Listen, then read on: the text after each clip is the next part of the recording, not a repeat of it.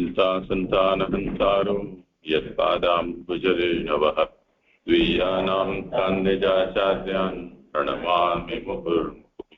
यदनुग्रहतो जन्तुः सर्वदुःखार्तिरो भवेत्। अहं सर्वदा वन्दे श्रीमद्वल्लभनन्दनम्। अज्ञानतिमिरान्धस्य ज्ञानाञ्जनशलाकया चक्षुरुन्मीलितं येन तस्मै श्रीगुरवे नमः।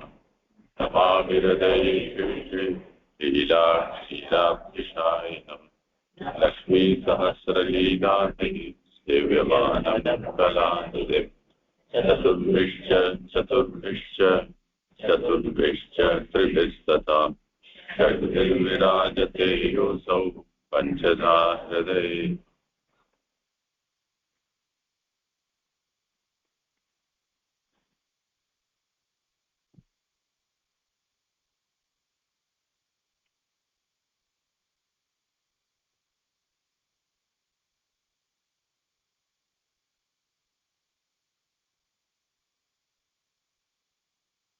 કોનો વારો છે?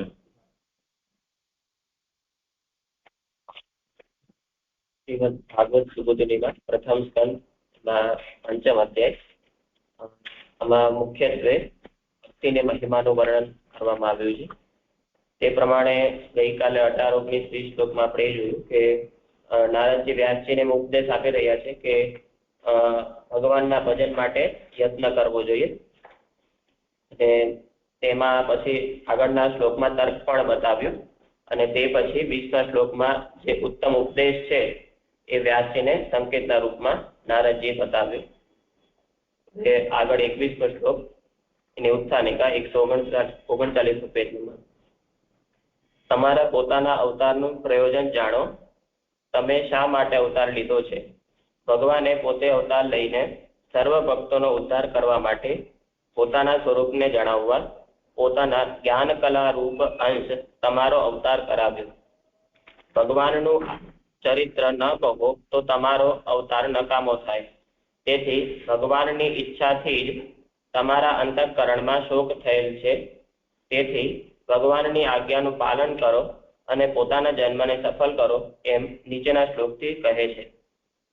એટલે કે આ શ્લોકમાં હવે નારદજી વ્યાસજીનું જે સ્વરૂપ છે એ બતાવી રહ્યા છે કે તમે ભગવાનના જ્ઞાન કલારૂપ તમારો અવતાર થયેલો છે એ સ્વરૂપને તમે જાણો તો તમારો જે અવતાર જે છે કે ભગવાનના ચરિત્રનું વર્ણન કરવા માટે છે તો એ સાર્થક થશે, નહીં તો નિરર્થક થશે. એ આ શ્લોકમાં બતાવી રહ્યા છે.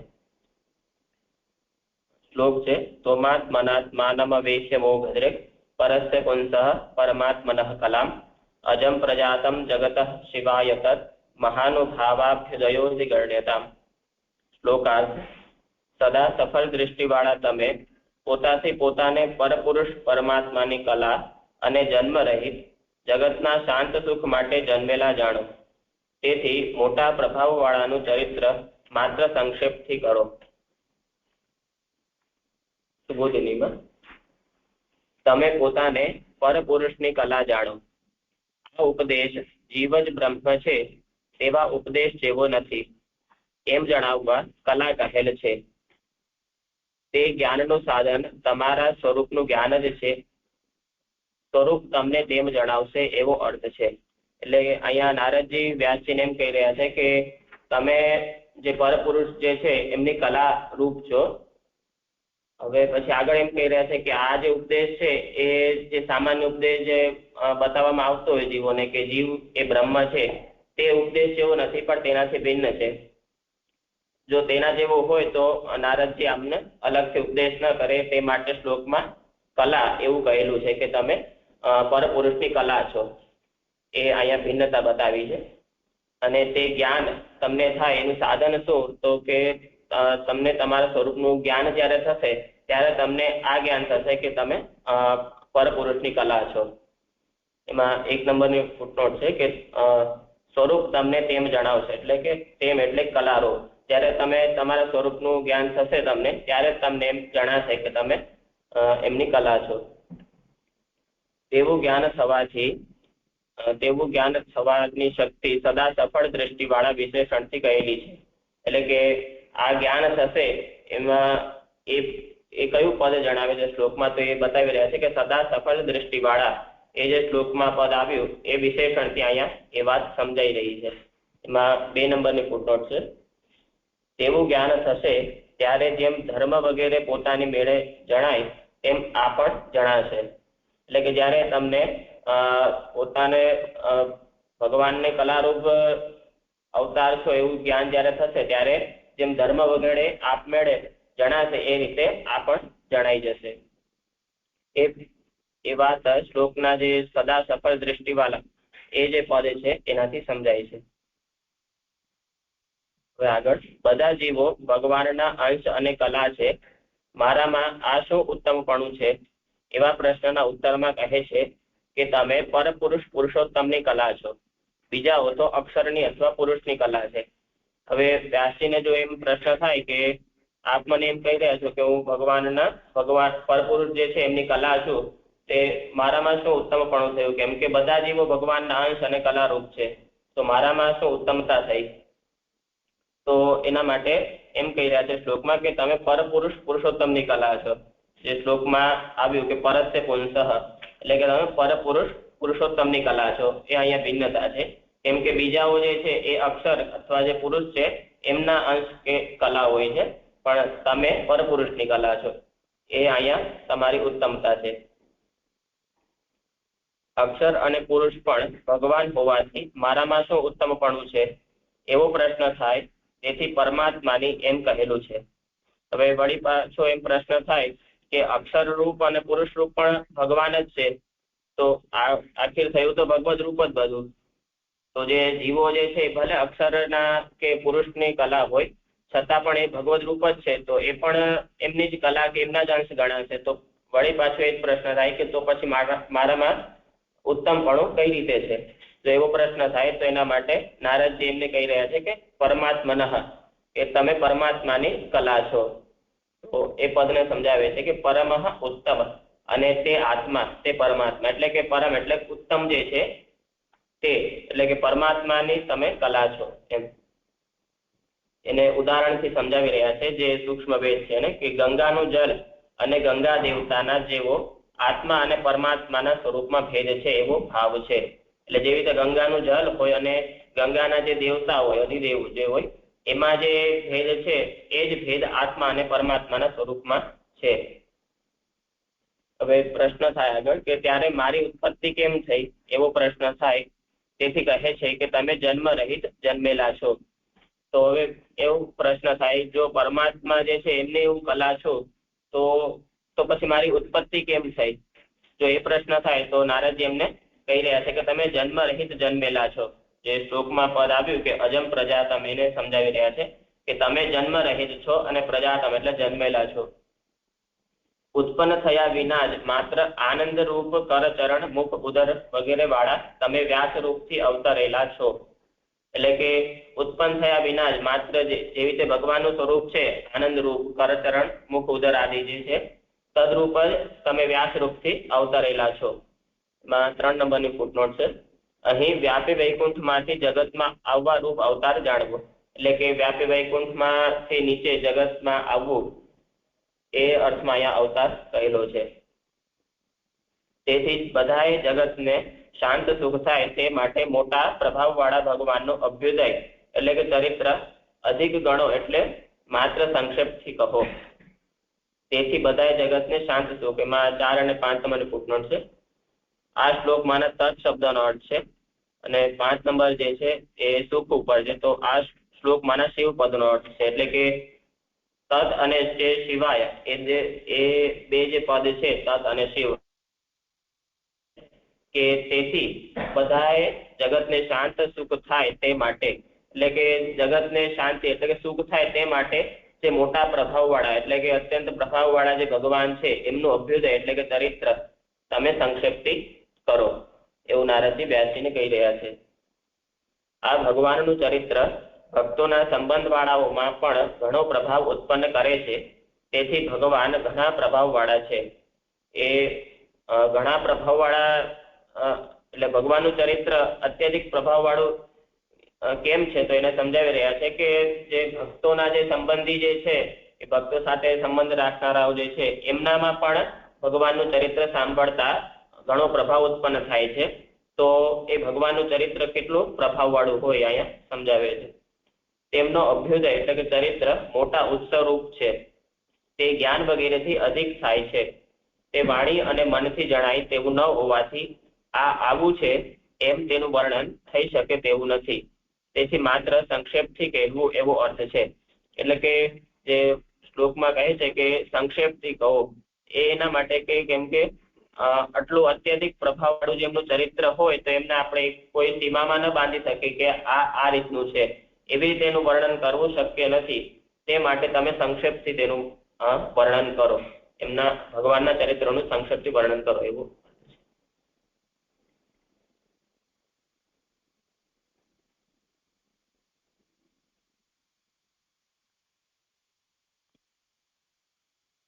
હા જીજુ પ્રણામ. આ બીજા પેરેગ્રાફમાં જે કીધું ને કે બધા જીવો ભગવાનના અંશ અને કલા છે, મારામાં આ શું ઉત્તમપણું છે, એવા પ્રશ્નના ઉત્તરમાં કહે છે કે તમે પર પુરુષ પુરુષોત્તમની કલા છો, બીજાઓ તો અક્ષરની અથવા પુરુષની કલા છે. તો આને કેમ સમજવાનું? જીવ તો પ્રભુનો અંશ છે ને, આ જે સમષ્ટિ પુરુષ છે એ લેવાનું હોય અંદર, અક્ષરની અથવા પુરુષની કલા છે એ નહીં સમજાતું જોઈએ. દંડક પ્રણામ. એટલે જે અક્ષર બ્રહ્મ જે છે એને પુરુષ કહેવામાં આવે છે. તો એમના અંશરૂપ જે છે એટલે જેવી રીતે વેદાંતમાં ને બધામાં આવે કે અક્ષરમાંથી જેવી રીતે અગ્નિમાં વિસ્ફુલિંગથી તણખલાવ છૂટા પડે એ રીતે અક્ષરમાંથી જીવાત્મા એટલે જે અંશ નીકળે છે તો એ અક્ષર પુરુષમાંથી આ બધા ઉત્પન્ન થાય છે. તો એ રીતને લાગે છે કે એ અક્ષરની કલા કે અંશ છે અને અહીંયા એમ કહી રહ્યા છે કે તમે પરપુરુષની કલા છો. એ ભેદ જણાય છે. જી જી જે રીતે લેવાનું છે. જે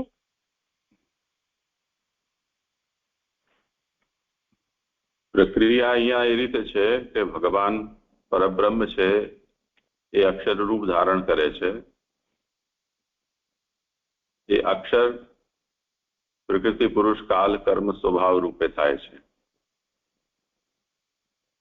એટલે જે જીવો છે એ જે અક્ષર પુરુષ રૂપે થયો છે એ પુરુષના ચેદંશ છે.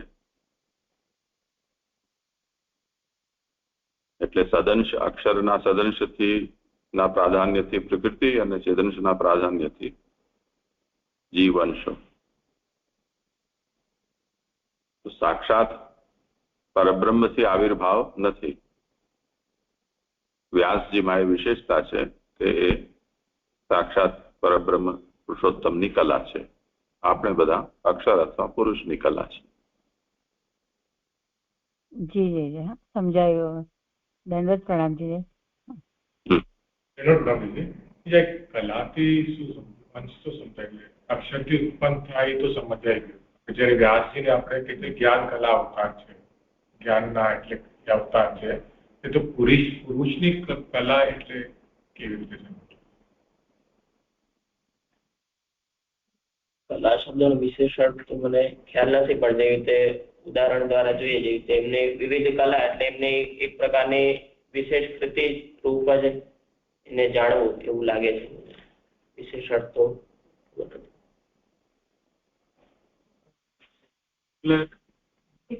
મને એવું લાગે છે કે જેમ મારો શ્લોક હતો એટલે મને થોડું અનુસંધાન આવ્યું કે જયારે શરૂઆતમાં ભાગવતને નિગમ કલ્પતરુનું જે ફલ કહે છે તેમાં જે રીતે વ્યાસજી એ ફલને લઈને પધાર્યા તેમાં જે વર્ણન આવે છે એના હિસાબે વ્યાસજી નું ભૂતલ ઉપર પધારવું એ સીધું પુરુષોત્તમ માંથી એમ એ પધાર્યા છે એવી રીતે એવું કંઈક એને ત્યાં સમજાય છે. એટલે એ કંઈક અલગ રીતે હોય છે. અને આપણે જેમ અક્ષરમાંથી જેમ આપણે કહ્યું કે જીવોની જે ઉત્પત્તિ છે અક્ષરમાંથી ને અલગ રીતે થતી હોય છે, તો એ રીતે કંઈક વિશેષતા તો છે જ. નહીં, આમના પ્રશ્નની વાત થઈ. આ તો થઈ ગયો અલકાબેનનો પ્રશ્ન તો થઈ ગયો. અત્યારે તો આપણે પૂછ્યું છે અંશ અને કલાનો મતલબ શું, ફરક શું છે એ પૂછી રહ્યા છે.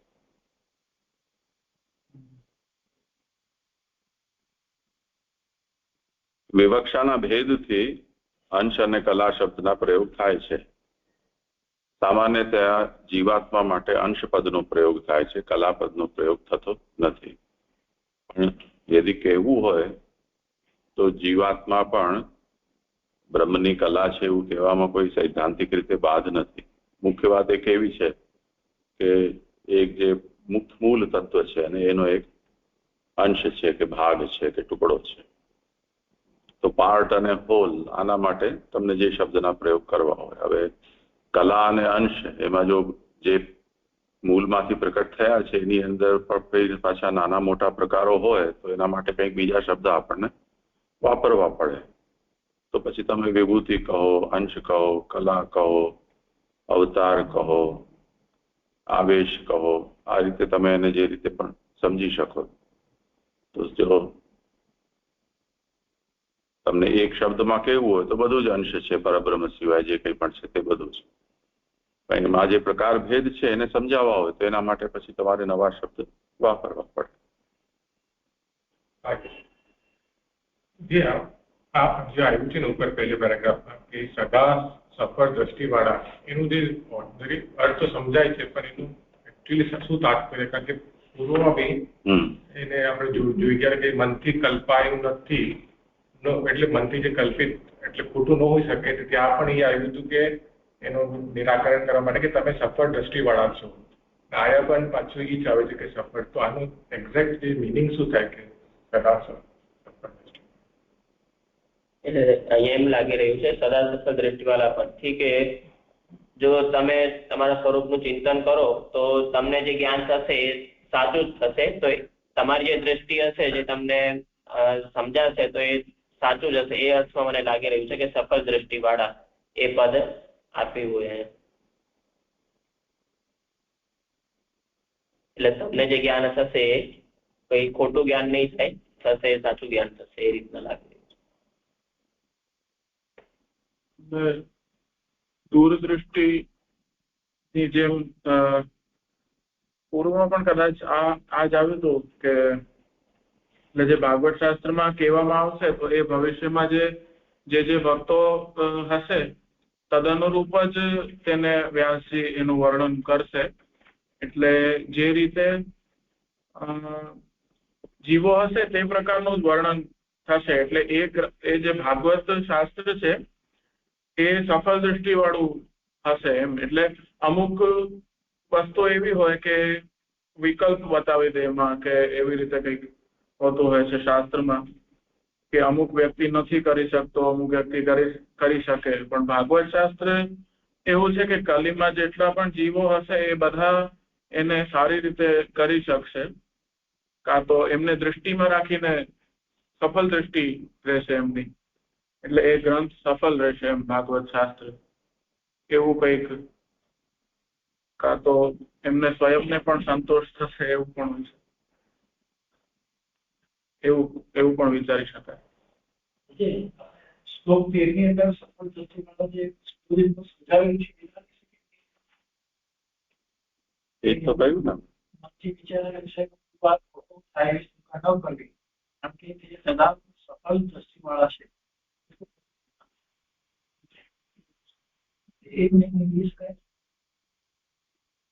આપણે એ જ પૂછી રહ્યા છે, પ્રશ્ન જ એમનો એ છે. તમે હજી શાયદ આમનો પ્રશ્ન સમજ્યા નથી. નહીં, એ જ્યાં સદા સફળ દ્રષ્ટિવાળા એનો સાધારણ અર્થ તો સમજાય છે, પણ પૂર્વમાં બી આવે કે તમે જે કીધું કે 13મા શ્લોકમાં કે જે મનથી વિચાર્યું ખોટું ન હોઈ શકે એનું નિરાકરણ કરવા માટે આ જ કીધું કે તમે સફળ દ્રષ્ટિવાળા છો. એટલે મનથી જે કલ્પાયેલું તમે વિચારેલું એ ખોટું નહીં રહે. આયા પણ પાછું ઈ જ આવ્યું. તો આનો કંઈક એટલે સાચું એટલે શું તાત્પર્ય શું છે? અમોઘનો મતલબ થાય જે નિષ્ફળ ન હોય તે.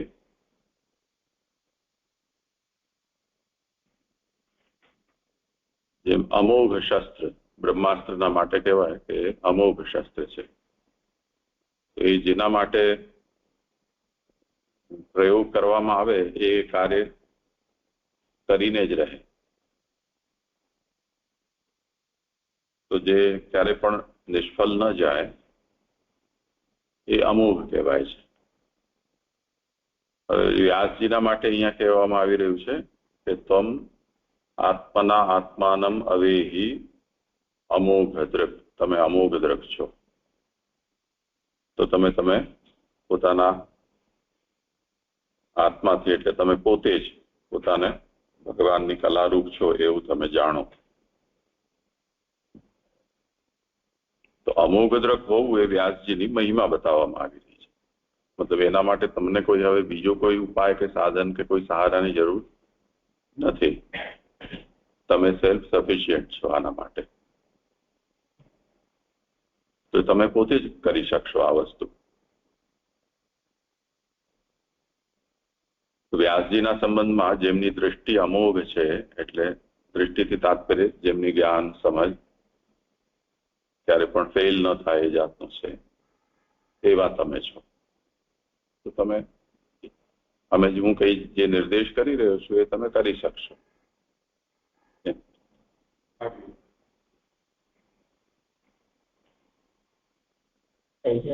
જે બીજા પેરેગ્રાફમાં આવ્યું કે બધા જીવો ભગવાનના અંશ અને કલા છે, તો જીવોના સંદર્ભમાં એ તો આપણને વચનો પ્રાપ્ત થતા હોય છે કે ભગવદ અંશ છે પણ કલારૂપ છે એવું વચન, એટલે કેવું કઈ નથી આવતું ધ્યાનમાં. તો એ કઈ રીતે કહ્યું છે, જ્યાં શંકા ઉપાડી છે?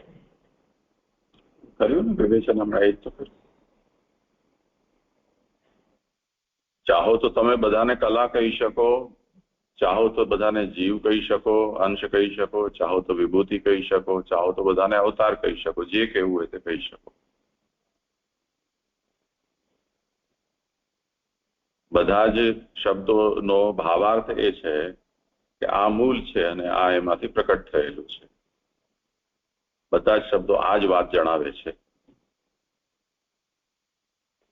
પણ જે પ્રકટ થયેલા છે એમાં પ્રકાર ભેદ છે, તો એના માટે અમુક શબ્દો રૂઢ થઈ ગયા છે કે આને તમારે વિભૂતિ સમજવી, આને તમે આવેશ સમજવો, આને અવતાર, આને કલા, આને અંશ.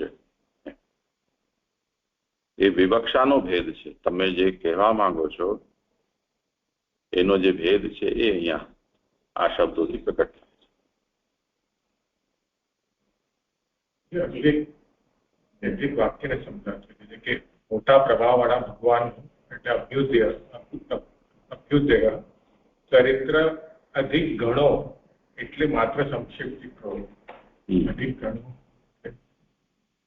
એટલે ભગવાનનો જે ચરિત્ર છે એ તો અનંત છે. હરિ અનંતા, હરિકથા અનંતા. તો બધું કહેવા બેસશો તો ફરી પાછી એ જ દશા થશે જે કલિકાલના જીવોની વેદ વગેરેને કારણે થઈ. એટલો વિસ્તાર તો એ લોકો પણ નહીં સહન કરી શકે. તમે સંક્ષેપથી કહો. આમાંય વાંધા પડી રહ્યા છે ને. 18,000 શ્લોકમાં કહ્યું છે તો એના શાસ્ત્રાર્થ રૂપમાં ભગવાન છે એવું બધાને સમજમાં નથી આવી રહ્યું. એટલે કોઈ કહે છે કે નહીં, આમાંથી ખાલી જેમાં સુબોધનીજી હિન્દી છાપી એ લોકોએ પણ પહેલા 3 સ્કંદ છાપ્યા જ નહીં, કેમ કે એનો અર્થ ભગવાન છે એવું કોઈને લાગતું જ નથી. ખાલી 10મા સ્કંદ જ છાપ્યું. એમાં શરૂઆત તામસ પ્રકરણથી કરી. તો આવી બધાના મગજમાં બીમારીઓ છે. તો આટલું જ સંક્ષેપમાં કહ્યું તેમ છતાં એનો અર્થ ભગવાન છે એવું નથી સમજાતું. વેદ જેવો વિસ્તાર જો વ્યાસજીએ કર્યો તો પાછો બીજો અવતાર લેવો પડે.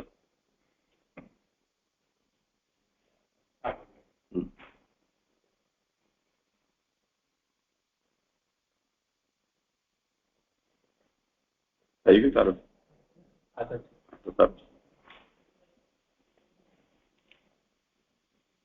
આગળ 22મા શ્લોકની ઉત્તાલિકા. ધર્મ સાથે ભગવાનના ચરિત્રનો ઉપદેશ કરવો કે એકલાને, એવી શંકા થાય તેથી નીચેનો શ્લોક કહે છે. શ્લોક: ઇદંહિ પુંસઃ તપસઃ સુતસ્ય શ્રેષ્ઠસ્ય સુપ્તસ્ય ચ બુદ્ધિદત્તયોઃ અવિચ્યતોર્થઃ કવિભિઃ નિરૂપિતો યદુત્તમ શ્લોક ગુણાનુવર્ણનમ. શ્લોકાર્થ: આ જે ઉત્તમ શ્લોકના ગુણોનું વર્ણન છે તે પુરુષના તપ, શ્રવણ, સારા યજ્ઞ, અધ્યયન, બુદ્ધિ તથા દાનનું ચલિત ન થાય તેવું ફળ કવિઓએ કહેલું છે. સુબોધિનીજી, આ ચરિત્ર તપ વગેરેની સમાન છે, કારણ કે ફલથી, સ્વરૂપથી અને સાધનથી તે ભગવદ રૂપ છે, કેમ કે સર્વના પણ તે ભગવાન છે. એટલે કે જે ભગવાનનું જે ચરિત્ર જે છે એ તપ વગેરે એમની સમાન છે, કેમ કે એમાં કારણ એમ કહી રહ્યા છે કે ફલથી, સ્વરૂપથી અને સાધનથી તે ભગવદ રૂપ છે. તો અહીંયા તે પદથી મને એમ લાગી રહ્યું છે કે આ તપ વિશે બતાવી રહ્યા હોય કે તપ જે છે એ ફલથી, સ્વરૂપથી અને સાધનથી ભગવદ રૂપ છે. એ રીતે જ એનો અર્થ તે શબ્દનો લેવાનો કે ચરિત્ર લેવાશે, એક સંશય. કેમ કે ચરિત્ર તો ભગવાનનું છે, તો અહીંયા ફલથી, સ્વરૂપથી અને સાધનથી એમ કહ્યું છે, તેનાથી એમ લાગી રહ્યું છે કે તપની વાત કરી રહ્યા છે કે તપ ફલથી, સ્વરૂપથી અને સાધનથી ભગવદ રૂપ છે.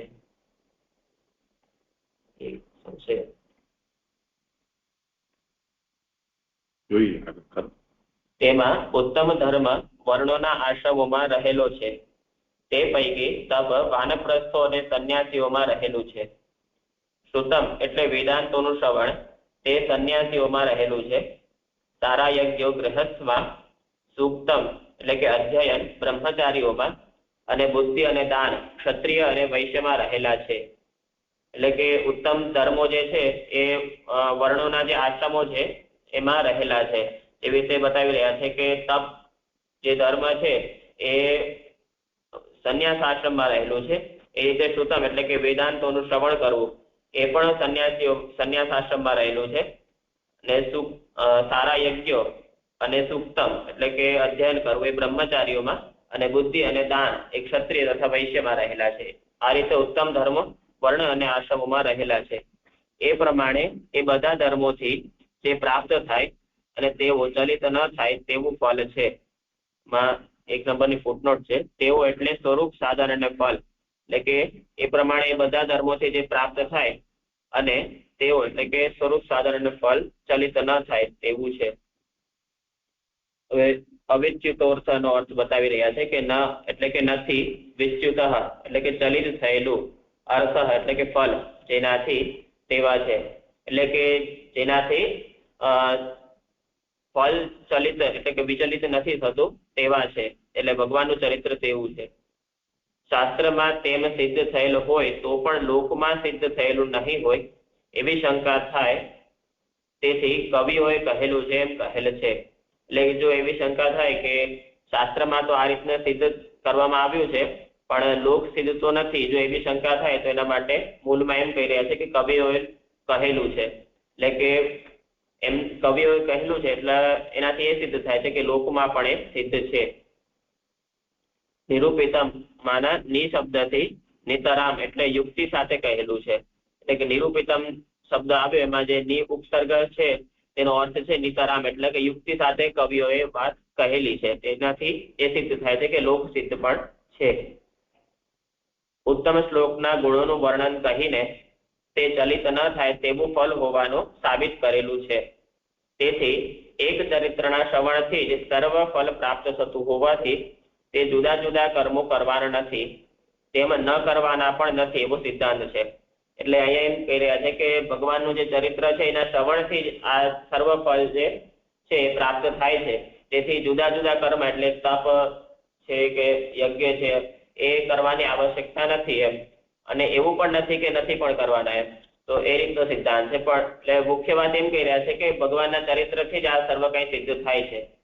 એ મુખ્ય વાત અહીંયા કહી રહ્યા છે. શાસ્ત્રમાં કરવાની મના કરેલ કર્મ તો ન કરવું. અહીંયા સંપર્ક કઈ હોય વિચાર આજે કવિઓ કીધા છે એનાથી કોને લેવું? આપણે આદિ કવિ તો બ્રહ્માજી જોઈ ગયા હતા, આજે પછી કવિઓ કહે છે એનાથી કોને લેવું?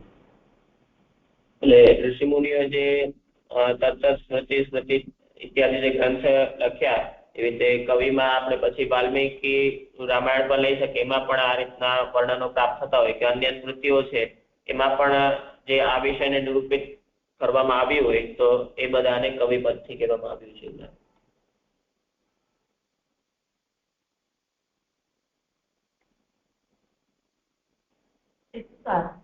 એવું તો સાંસ્કૃતિક સિદ્ધ થયેલું હોય એમાં કહેવાય ને, આ તો લોકમાં સિદ્ધ કર્યું ને એટલે કવિઓથી તો લૌકિક જે છે એ જ લેવાના ને પછી એમ. એટલે લોકમાં પણ તો ભગવાનનું ભજન કરવું જોઈએ ને એ જ વાતો જે કરી રહ્યા છે તેવી રીતે લૌકિક કવિઓએ જે વર્ણન કર્યું છે એવી રીતે લઈ.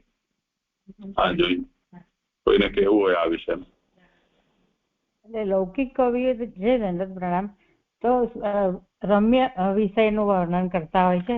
એટલે સુખદેવજી છે, વ્યાસજી છે, આ બધા જે કરે છે ને એ કવિની વાત છે અહીં, મને એવું લાગે છે.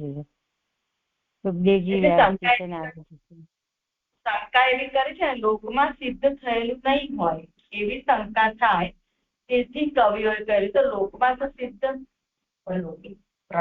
લૌકિક કવિની વાત નથી ને, જે શાસ્ત્રમાં સિદ્ધ થયેલ હોય તે લોકમાં પ્રસિદ્ધ છે એમ. એ અર્થમાં જોઈએ તો શાસ્ત્રનો જે યથાર્થ કર્યો છે, જે કવિઓએ બ્રહ્મા આદિએ જે શાસ્ત્રનો અર્થ ભગવાન કર્યો છે એ લોકમાં પણ પ્રસિદ્ધ છે એટલે એમને કવિ કયા છે. લૌકિક કવિ તો કલ્પેલી વાત કરશે ને, કલ્પના વાળી વાત તો ત્યાં સિદ્ધ થવાની નથી. પણ અહીંયા શાસ્ત્રમાં જે સિદ્ધ થયું છે ને એ લોકમાં સિદ્ધ થયેલું છે એટલે અહીંયા એ કવિ કયા છે એ અર્થમાં છે. શું લાગે છે? જેમાં એવું આવે છે ને, તેવું ફળ કવિઓએ કહેલું છે. કોઈ કવિ છે એ કહી તો રહ્યો છે કે આ ફળ, એ કવિ કોણ છે? કે આપણે શાસ્ત્ર પુરાણ આદિ નહીં કહેતા, આપણે એમ જ કહીએ કે વ્યાસજી જ કવિ થયા. તો પછી આ વ્યાસજી નથી, એના ઇતર બીજું કોઈ છે એટલા માટે એમને એનું ધ્યાન જોડાવા માટે આ કહેલું એવું લાગે.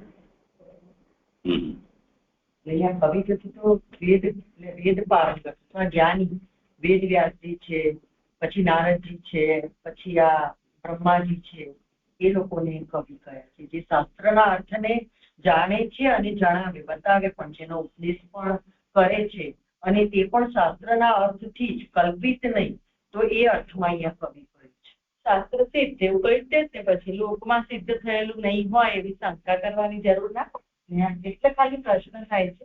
આમ તો વિચાર તો બે રીતે આવ્યો તો જે કે એ લોકોએ પણ કર્યું છે, શાસ્ત્રનું જે લોકમાં થયું જ છે, લોકમાં જાણે છે બધા કે બ્રહ્માજીએ કર્યું છે એવું. તો પછી આ શંકા કરવાનો અર્થ શું એમ? લોકમાં સિદ્ધ થયેલું નહીં હોય એવું કહેવાનો શું અર્થ એમ? એ તો વિચાર તો કર્યો તો એ રીતે, બરાબર સુનિતા કે જે જ રીતે કર્યો તો, પણ આ જે શંકા કરે છે ને એમાંથી સમજમાં ના આવે. એટલે શંકા એવી રીતે સમજી શકાય છે કારણ કે લોકમાં પણ કવિ જે કરે છે તો એ કલ્પિત કરે છે, પણ એ કલ્પિત અહીંયા અર્થ એ અર્થમાં કવિ નથી લેવાનું, પણ શાસ્ત્રમાં જે સિદ્ધ છે એવા કવિને કહેવા માટે લોક સાથે એની સરખામણી કરી, કારણ કે લોકમાં તો એને કવિ તરીકે જ કહીશું ને, એટલે લોકમાં પ્રસિદ્ધ છે એ અર્થમાં અહીંયા લોકદીશ પણ સિદ્ધ છે એ અર્થ કયો હોય એવું છે લાગે. ભાનુબેન કઈ કહેવાનું છે તમને? જી શરદ બાબા પ્રણામ. આ થઈ ગયું ક્યાં સુનિતા? નહીં, આ ચાલી રહ્યું છે. આ વિષયમાં કઈ કહેવાનું છે? ના જીજી, મને છે ને આમ એક ચરિત્રના શ્રવણથી જ સર્વફળ પ્રાપ્ત થતું હોવાથી એ મારો છે પ્રશ્ન. હા, તો એ પછી લઈ લઈએ. જી જી.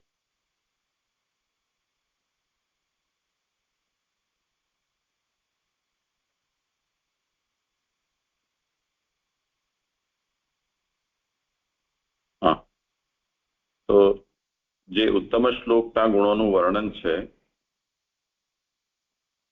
એ તપ, શ્રવણ, સારા યજ્ઞ, અધ્યયન, બુદ્ધિ, દાનનું ચલિત ન થાય એવું ફલ કવિઓએ કહેલું છે.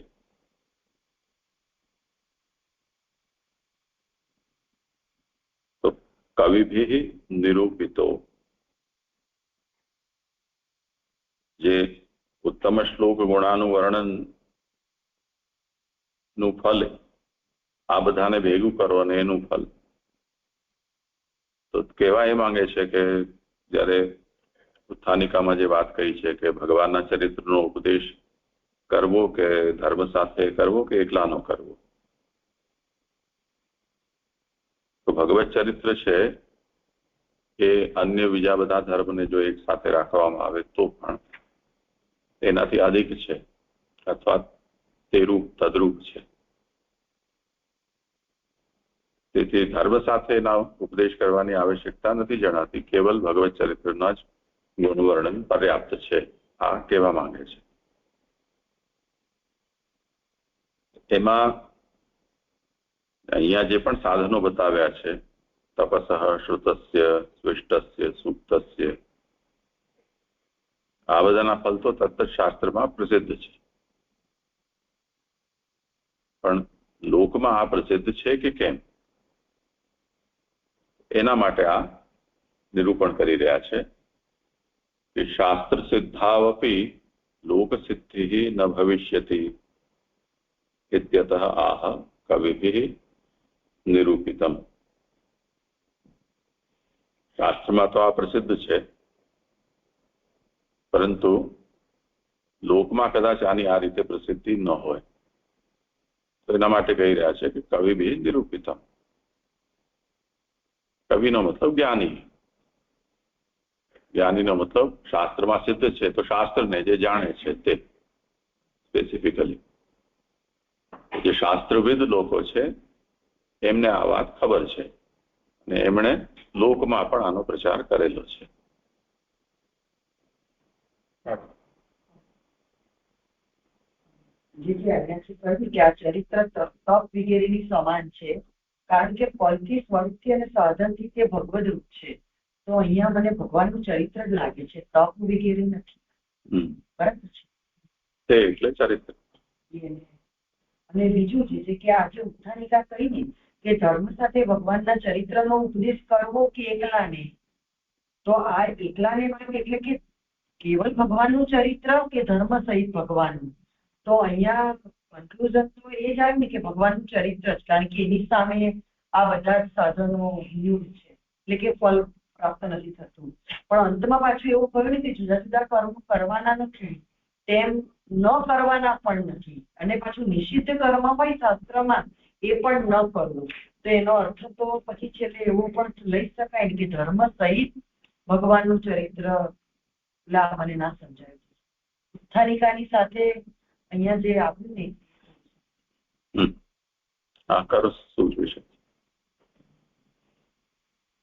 એટલે હમણાં જેમ કહ્યું કે ધર્મ સાથે કે ભગવાનના એકલાનો કે ધર્મ, એટલે ધર્મ ત્યાં અંતમાં કહ્યું કે તેથી એક ચરિત્રના શ્રવણથી જ સર્વ ફળ પ્રાપ્ત થતું હોવાથી એમ જે કહ્યું છે. એટલે કે આમાં પછી અલગથી ધર્મનું નિરૂપણ કરવું એ આવશ્યક નથી લાગતું, પણ એકલા ભગવાનનું ચરિત્ર નું નિરૂપણ કરવાથી જ સર્વ કઈ ફળ પ્રાપ્ત થાય છે. તો અહીંયા સાર તો એ જ લાગે છે કે અહીંયા એમ જ કહી રહ્યા છે કે ભગવાનનું એકલાનું ચરિત્રનું વર્ણન કરવું એમ.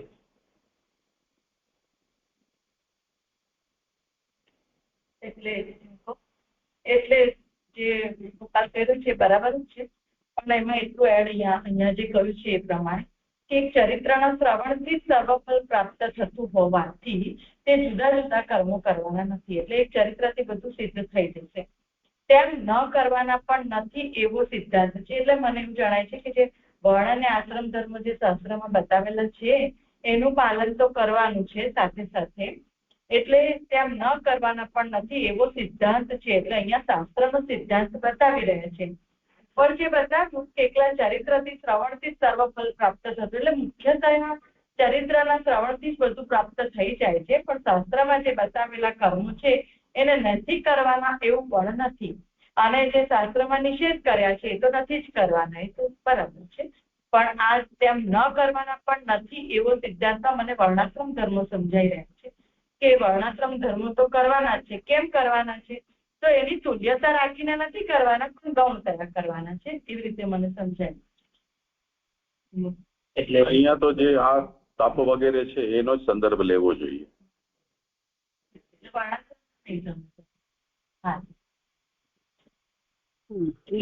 વર્ણાશ્રમમાં ન લેવું એમ નહીં, પણ અહીંયા જે કહ્યું છે એનો સંદર્ભ લેવાનો, નહીં તો પછી ગમે ત્યાંથી ગમે ત્યાં તો નહીં લઈ શકાય ને. જે ભક્તિ બાધક છે તે પ્રકારના નહીં કરવાના, મૂળ વાતે છે. નિષિધ્યંતુ ન કર્તવ્યમ નાપી અકરણમ, એવું પણ નથી, ન કરવું એવું પણ નથી. ધર્મ સાથે જ આવશે, ધર્મ સાથે જ આવશે. ઉપદેશની જરૂર નથી, અહીંયા ઉપદેશની વાત છે. આ અહીંયા અનુષ્ઠાનની કરી રહ્યા છે. એટલે ફલ તૈયાર તો કરવાના નથી, ફલ તો ચરિત્રથી જ મળી જવાનું છે, પણ એ કર્મ તો શાસ્ત્રની આજ્ઞા છે એટલે એ તો કરવાનું છે. ઉત્થાનિકા પહેલા જરા જોઈ લો એમાં શું વાત આવી છે ને હવે છેલ્લે શું કહેવાયું છે, એ બેને સરખાવો. ધર્મ સાથે ભગવાનના ચરિત્રનો ઉપદેશ કરવો કે એકલા? ઉપદેશ જેનો કરવો એ વાત છે.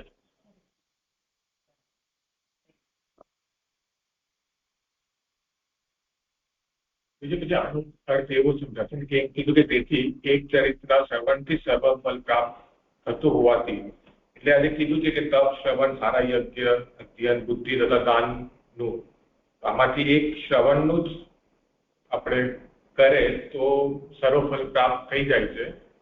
તેથી જુદા જુદા કર્મો કરવાના નથી, તેમ ન કરવાના પણ નથી એમ એવો સિદ્ધાંત છે. કરવું તો જોઈએ જ આપણે, કાંઈ કરવું નહીં એવું નહીં, પણ તમારે કાંઈક તો કરવું છે. પણ પછી આ જે તપ, શ્રવણ, સારા યજ્ઞ, હવે આમાં શ્રવણનું તો કહી દીધું, તો એનું તાત્પર્ય એવું જ છે કે શ્રવણ નહીં કરીને તપ કરે તો બી ચાલે, યા શ્રવણ ન કરીને સારા યજ્ઞ કરે તો પણ ચાલે. કારણ કે આ એમ તો કહી દીધું કે એક શ્રવણના ચરિત્રના શ્રવણથી જ બધું ફલ પ્રાપ્ત થઈ ગયું, એટલે બીજું બધું કરવાનું જરૂર નથી. અને એનો અર્થ એવું બી નથી કે તે એવું નથી કરવાનું. પછી શ્રવણ ને બધા સાથે જે સારા યજ્ઞ ને અધ્યયન ને બુદ્ધિ દાન એટલું બી કરે તો બી ફલની પ્રાપ્તિ થશે. કરો વિચાર. શ્રવણથી તો અહીંયા કહી રહ્યા છે ઉત્તમ એટલે વેદાંતોનું શ્રવણ, એટલે શ્રવણ એક પ્રકારનો ધર્મ જ છે. જેવી રીતે તપ, યજ્ઞ અને અધ્યયન, દાન ઇત્યાદિ જે ધર્મ છે એ પ્રકારે શ્રવણ પણ ધર્મ છે.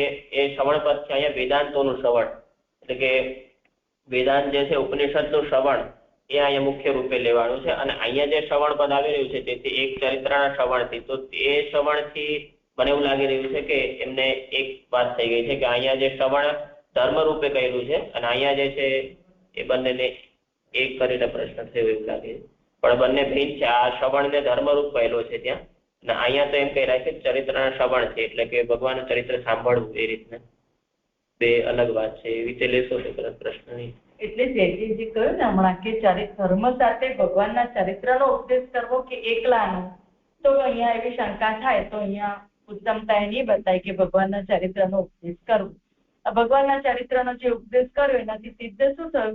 એક ચરિત્રના શ્રવણથી સર્વ ફલ પ્રાપ્ત થઈ જાય છે, એટલે બીજા કર્મ કરવાની જરૂર નથી. એટલે આ બીજા એક શબ્દ છે ને, એક ચરિત્ર એમ તાત્પર્ય નથી એક કે બે કે ત્રણ, માત્ર હા એકનો મતલબ જે આપણે પહેલા પણ એક જ કર્મ છે કૃષ્ણની સેવામાં, જે આપણે કહ્યું હતું કે જે ઉત્તમ છે એમ. તો આ ઉત્તમ છે આ કે શું ભગવાનના ચરિત્રના શ્રવણથી જ સર્વ ફલ પ્રાપ્ત થઈ જાય છે, તો પછી બીજા કર્મ કરવાની જરૂર નથી. તેમ ન કરવાના પણ નથી. એ જે વાત કહી છે એમાં જે એવી આજ્ઞા કરી કે તપ, શ્રવણ, સારા યજ્ઞ, અધ્યયન, બુદ્ધિ તથા દાન એ કરવા હોય તો કરવાનું, પણ એનો ઉપદેશ કરવાનો નથી. બસ એનો આટલામાં જ એનું ખાલી સાર્થકતા બતાવી રહ્યા છે કે એનો ઉપદેશ નથી કરવાનો કે આ કરો. એટલે અહીંયા જે કહ્યું ને કે ચરિત્રના શ્રવણથી સર્વ ફલ પ્રાપ્ત થાય છે, એવું આ કરો, તપ કરો, અધ્યયન કરો, બુદ્ધિ સારી રાખો, દાન કરો, આવી રીતે બધા કહેવાના કે ઉપદેશ કરવાનો નથી, પણ આ બધા તેમ ન કરવાના પણ નથી. એમાં આ બધાનો સમાવેશ થાય છે. એમ જે આજ્ઞા કરી મને આટલું સમજાય. તો ઉપર એવું આવી રીતનું છે કે તે પુરુષના તપ, શ્રવણ, સારા યજ્ઞ, અધ્યયન, બુદ્ધિ અને દાનનું ચલિત ન થાય તેવું ફલ કવ્યોએ કીધું છે. એ તો સમજાયું. આ બધું એટલે મને એ સમજવું હતું કે આમ ઉપર તો શ્રવણનું ફલ કહી દીધું કે તમે ખાલી શ્રવણ માત્રથી તમને ફલની પ્રાપ્તિ થઈ હશે. હવે કોઈને શ્રવણ ન કરીને એક કાંઈ કરવું હોય તપ, એ પુરુષનું તપ, એવી રીતે સમજવું જોઈએ. આ પર્યાયવાચી છે કે એવી રીતે અને ઉપર ગણાવ્યા છે કે પુરુષના એવા જે આવા જે પુરુષ છે તો એનું પછી જે ગણાવ્યા છે એમાંથી જે ચલિત ન થતું એવો ફલનું કવિઓએ ગાન કર્યું છે. અહીંયા એની સમાનતા બતાવી રહ્યા છે ભગવાનના ચરિત્રની તપ વગેરે ધર્મો સાથે. એટલે કે અહીંયા જે તપ, શ્રવણ, સારા યજ્ઞ, અધ્યયન, બુદ્ધિ તથા દાન એનું ફળ એવું છે જે શાસ્ત્રમાં એનું એ રીતે નિરૂપણ કરવામાં આવ્યું છે કે એ ફળ પ્રાપ્ત થયા પછી વિચલિત નથી થતું. એ જ રીતે ભગવાનનું ચરિત્ર પણ એવું જ છે કે જેનું શ્રવણ કરવાથી જે ફળ પ્રાપ્ત થાય એ પછી વિચલિત નથી થતું. એમાં અહીંયા સમાનતા બતાવી રહ્યા છે ધર્મો સાથે. એટલે અહીંયા મુખ્યતા તો ચરિત્રની છે પણ એની સમાનતા તપ વગેરે ધર્મો સાથે બતાવવામાં આવી છે. કદાચ અહીંયા એ રીતે વિચારી શકીએ કે અહીંયા જે વાનપ્રસ્થી, સંન્યાસી, પછી ગ્રહસ્થ, પછી બ્રહ્મચારી, પછી વૈશ્ય, ક્ષત્રિય એ રીતે જે બતાવ્યું છે તો જે અધિકાર પ્રાપ્ત છે અને એના જે કર્મો છે તો એના અધિકારમાં એના દાયરામાં આવતા જે કર્મ છે એ પ્રકારે ભગવાનનું ચરિત્રનું કરે. એટલે જેટલા પણ કર્મ છે એ પ્રભુને સમર્પિત કરીને જ કરવાના છે. તો ગીતાજીમાં પણ ભગવાન કહે છે ને અહીંયા પણ ભક્તિ સાથે કરવાના પૂર્વમાં પણ શ્લોકમાં આવ્યો તો એમાં કયા. તો અહીંયા સુબોધનીમાં કયું છે તેનો આશય એવી રીતે હોઈ શકે. એક તો એ વાત સમજો કે અહીંયા જે ગણાવ્યા છે એ વિશેષ ધર્મો છે, તે વર્ણ અને આશ્રમના સામાન્ય ધર્મો નથી. જેમાં આપણને શ્રી મહાપ્રભુજી ગ્રહે સ્થિત્વા સ્વધર્મતઃ એમ આજ્ઞા કરે છે, એમાં સામાન્ય ધર્મની આજ્ઞા કરી રહ્યા છે અને આ વિશેષ ધર્મો છે. તો જ્યારે વિશેષ ધર્મનું પાલન કરવું છે તો ત્યારે આયાસ પણ વિશેષ જોઈશે.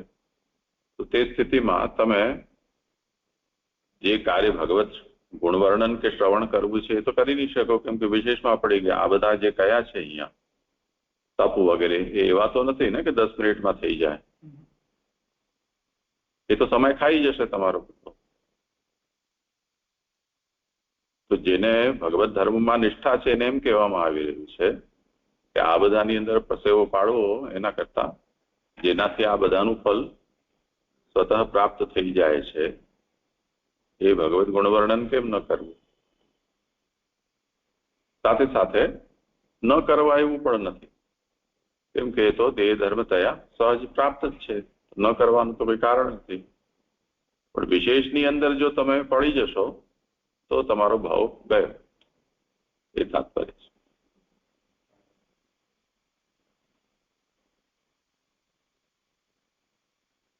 શ્રવણ મુખ્ય રહેશે. એટલે હું એમ સમજી હતી કે આ જે છે ને તેથી એક ચરિત્રના થવાથી ફળ પ્રાપ્ત થતું હતું તે જુદા જુદા કર્મો કરવાના નથી, તેમ ન કરવાના પણ નથી. એટલે ન કરવાના પણ નથી અને હું એમ સમજુ છું. એટલે આપે સમજાવ્યું પણ મને પહેલા એમ વિચાર આવ્યો હતો કે ગૌણતાથી તમે કરી શકો એમ. તો એ બરાબર હતું જે આપે હવે સમજાવ્યું કે વિશેષ રૂપ સમજીને એમાં પડી જઈએ તો એના કરતા તો શ્રવણ વગેરે ધર્મ ભગવાનનું ચરિત્ર ઉત્તમ ધર્મ. પણ હું એમ સમજી હતી કે ગૌણતાથી કરવું, કેમ કે દાન તો દાન બરાબર છે, પછી બુદ્ધિ, પછી અધ્યયન, તો એ બધું આપણે ગૌણતાથી કરીએ ભગવાનનું ગુણગાનની સાથે સાથે. એવું સમજી શકાય છે જે આ વિશે જે બતાવ્યું છે. હા, સમજી શકો. હા.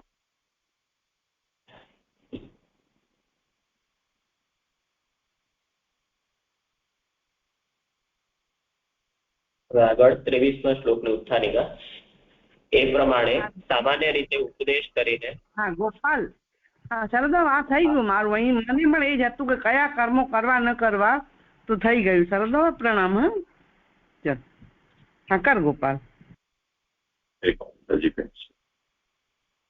પ્રણામ છે. અહીંયા એવું પણ લખ્યું છે કે એક ચરિત્રના શ્રવણથી જ સર્વ ફળ પ્રાપ્ત થાય છે.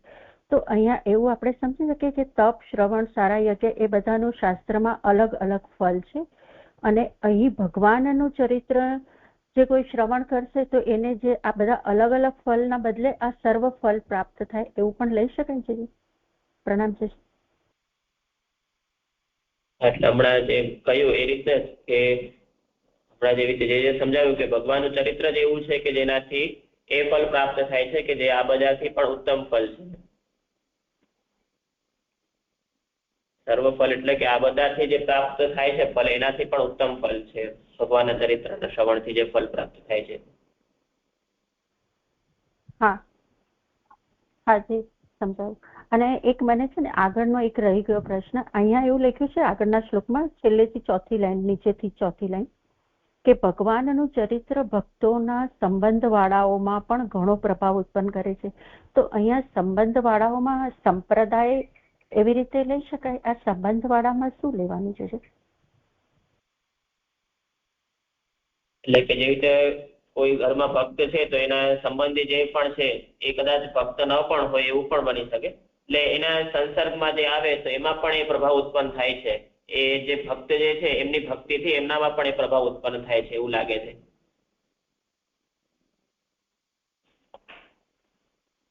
આપણે સંપ્રદાય ન લઈ શકીએ, જેમ કે મહાપ્રભુજીના સંપ્રદાયમાં આપણે આવ્યા તો એ સંબંધથી, ગુરુ શિષ્યના સંબંધથી પણ આપણે એવી રીતે લઈ શકાય છે?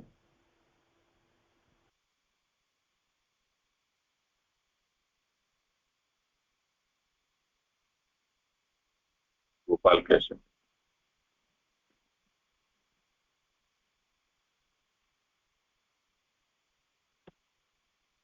સંપ્રદાયથી શું પૂછવા માંગી રહ્યા છે સ્પષ્ટ નથી. અહીંયા તો એવું સમજાય છે કે ભક્તના જે સંબંધ વાળાઓ છે એમના સંબંધી છે કે એમના સંસર્ગમાં જે પણ આવે છે એમાં પણ એ પ્રભાવ ઉત્પન્ન થાય છે એટલું સમજાઈ રહ્યું છે. અહીંયા આનો તાત્પર્ય એવું લાગે છે કે જેમ કોઈ પ્રભુની ભક્તિ કરતું હોય તો જેમ ધીમે ધીમે જેટલી વધારે એનો સમય નીકળતો જાય તો એની અંદર એટલે બહારથી કોઈ આવેલું નવું વ્યક્તિ પણ હોય અને એને ઓળખતો ન હોય કે આ ભક્ત છે પ્રભુનો, તો પણ એને જોઈને ખબર પડી જાય કે આ ભક્ત જ છે, ભક્ત હોઈ શકે પ્રભુનો, એમ એટલે ભક્ત હોઈ શકે. તો એ પ્રકારનો પ્રભાવ ઉત્પન્ન કરે છે. તેથી ભગવાન ઘણા પ્રભાવ વાળા છે એટલે એવું કહેવા માંગતા હોય એવું લાગે છે.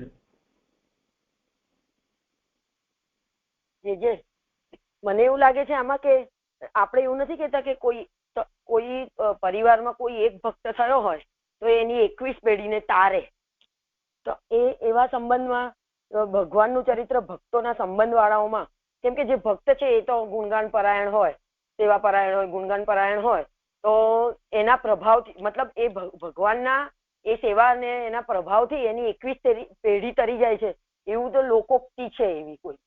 તો એવા કોઈ સંદર્ભમાં આ વાત સમજી શકાય છે? હા, થઈ શકાય.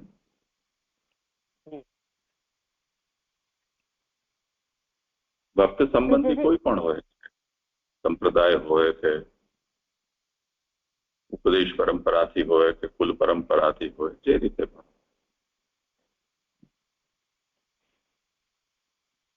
હા જી જી. અને જે આ લાલનજીએ કહ્યું પ્રભાવનું, તો એ પણ લઈ શકાય આમાં એવી રીતે પ્રભાવ?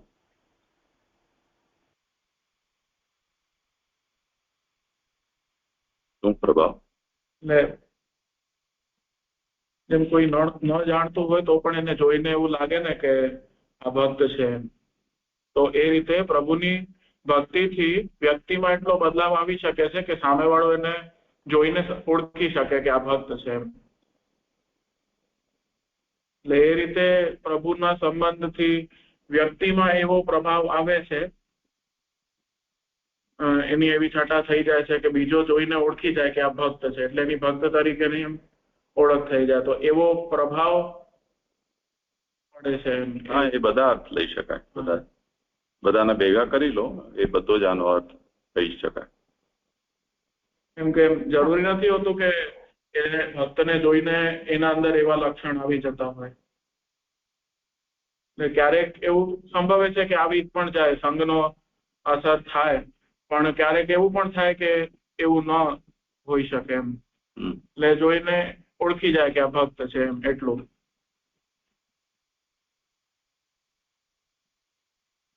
હા જી જી. પ્રણામ પ્રણામ છે.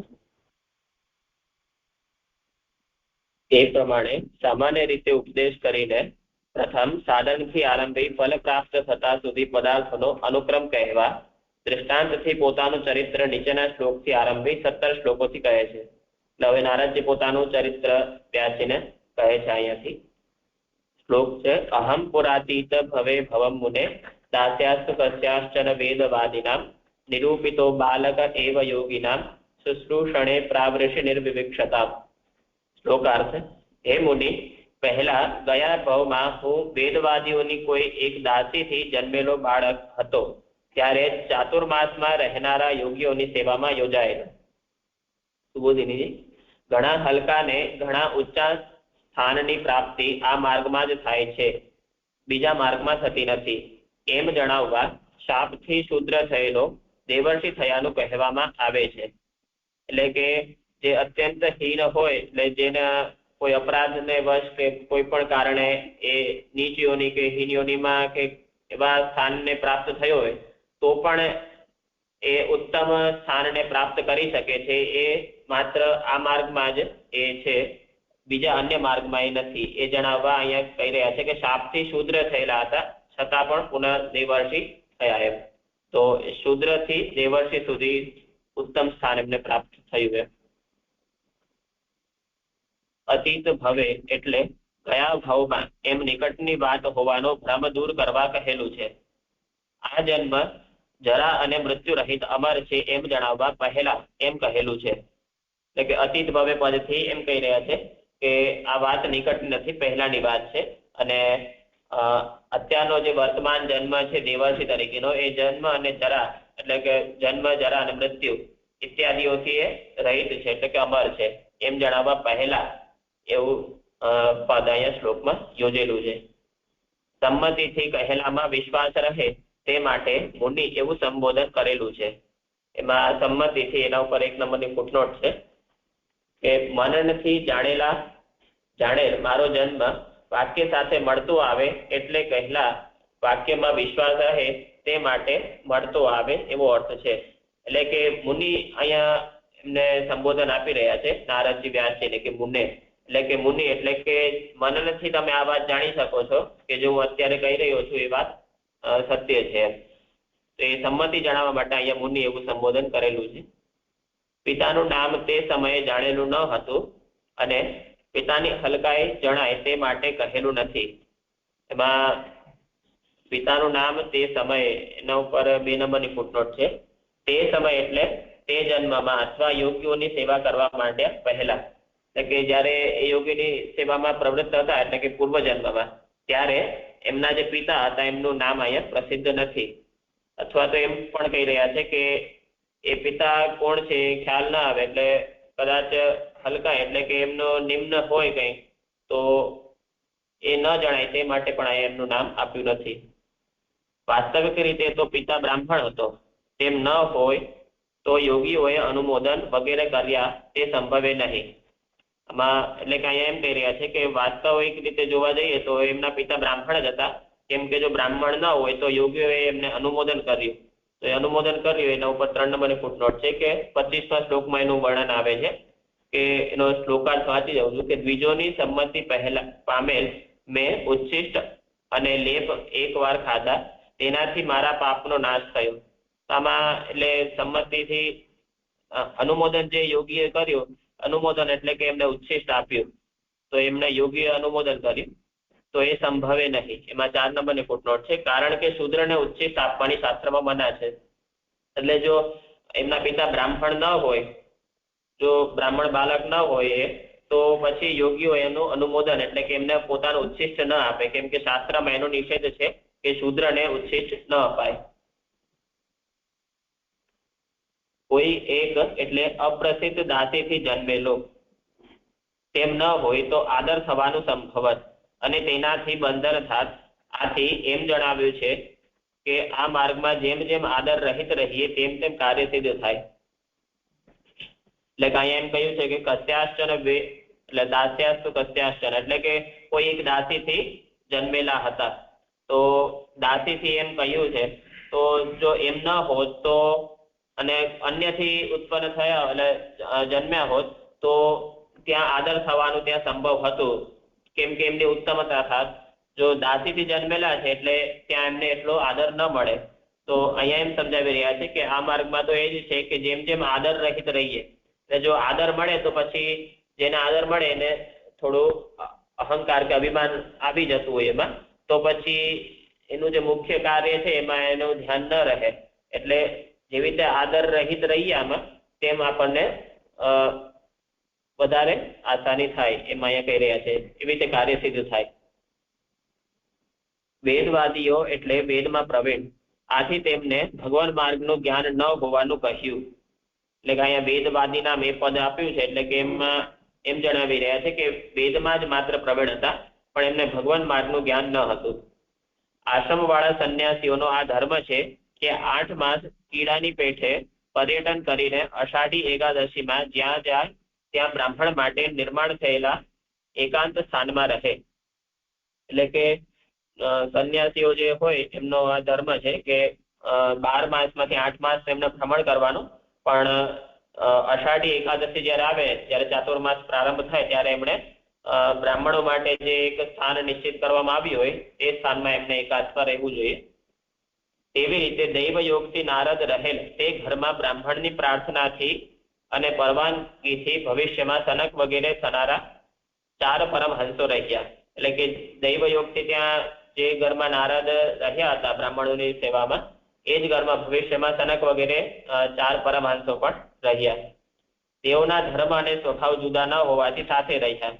તેઓ યોગ આચરનારા હતા, તેથી તેમને સેવા કરનારની જરૂર હતી. તેઓની સેવા કરવા બ્રાહ્મણોએ જ મને યોજ્યો, તું આમની જ સેવા કર, બીજું કઈ કરીશ નહીં, એવી યોજના કરી. એટલે કે યોગીઓએ એમને જે ઋષિઓ હતા એમની સેવામાં જ એમને નિયુક્ત કર્યા. મારું સ્વરૂપ જાણ્યા વિના પણ મને બાલકને જ યોગીઓની સેવા કરવા યોજ્યો. એટલે કે મારું સ્વરૂપ પણ ન જાણ્યું અને હું બાલક રૂપે હતો, છતાં પણ મને ત્યારે યોગીઓની સેવામાં યોજ્યો. અમે 4 મહિના રહીશું એ વાક્ય પ્રમાણે 4 માસ સુધી એક જ સ્થળે સંપૂર્ણ પ્રકારે રહેવા તેઓ ઈચ્છતા હતા. એ પ્રમાણે એક શ્લોકથી સત્પુરુષનો સંબંધ કહ્યો. સેવા માટે સત્સંગ એ પહેલું સાધન થયું. એટલે કે આ શ્લોકમાં મુખ્ય રૂપે સત્સંગ થયો. જે એમનો જન્મ હતો તો એમને યોગીઓનો ત્યાં સંગ થયો. તો આ શ્લોકમાં મુખ્યત્વે સત્પુરુષનો સંબંધ, એટલે કે જે સેવા માટે જે ઉત્તમ પેલું જે સાધન જે છે એ સત્સંગ છે તે આમાં બતાવ્યું. આમાં 2-3 થોડા અંશ છે કે એક તો પેલા એમ કહેવામાં આવ્યું કે શાપથી શૂદ્ર થયેલા, તો શૂદ્ર થયેલા પણ પછી આગળ એમ પણ આવે છે કે યોગીઓ એનું અનુમોદન કર્યું. તો પાછળ એમાં ફૂટનોટમાં એમ આવ્યું કે શૂદ્રને ઉચ્છિષ્ટ આપવાની શાસ્ત્રમાં મના છે, તો એનાથી એમ સિદ્ધ થાય છે કે બ્રાહ્મણ બાલક જ હતા. તો પછી અહીંયા જે પેલા આવ્યું કે શાપથી શૂદ્ર થયેલો દેવર્ષિ થયાનું કહેવામાં આવે છે. અને એ પણ નથી સમજાઈ રહ્યું કે એ દાસીથી ઉત્પન્ન હતા તો એ કોઈ વેદવાદીઓ છે, તો એ કઈ રીતે છે સમજાતું. કોઈને સમાધાન કરવું.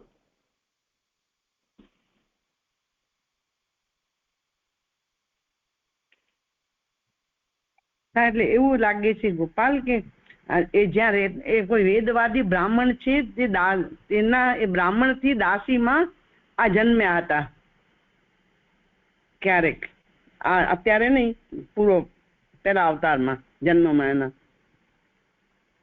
બ્રાહ્મણ હતા. વેદવાદી બ્રાહ્મણ નું પુત્ર છે નારદજી. વેદવાદી બ્રાહ્મણ નું પણ દાસી થી થયેલા છે. સેવામાં દાસી રહેતી હતી તેનાથી પુત્ર થયા છે એવું લાગે છે. અને હા માસી, અને શાપ થી શુદ્ર થયેલો એટલે જે મને એવું લાગે છે કે પહેલા તો એ બ્રહ્માજીના માનસ પુત્ર છે ને, તો કદાચ શાપ થી પછી આવી રીતે એમને આ બ્રાહ્મણ થી દાસીમાં થયા હોય તો એવું વિચારી શકાય છે.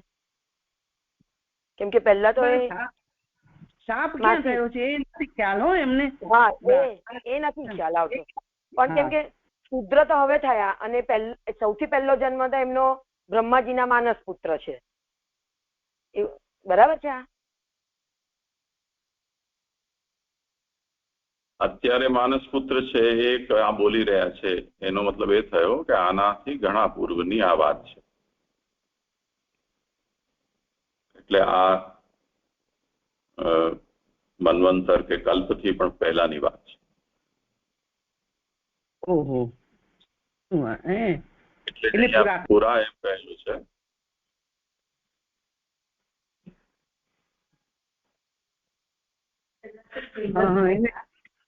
એટલે ક્યારે ખબર નહીં પડે કેમ સાપ પુરાતન છે ને.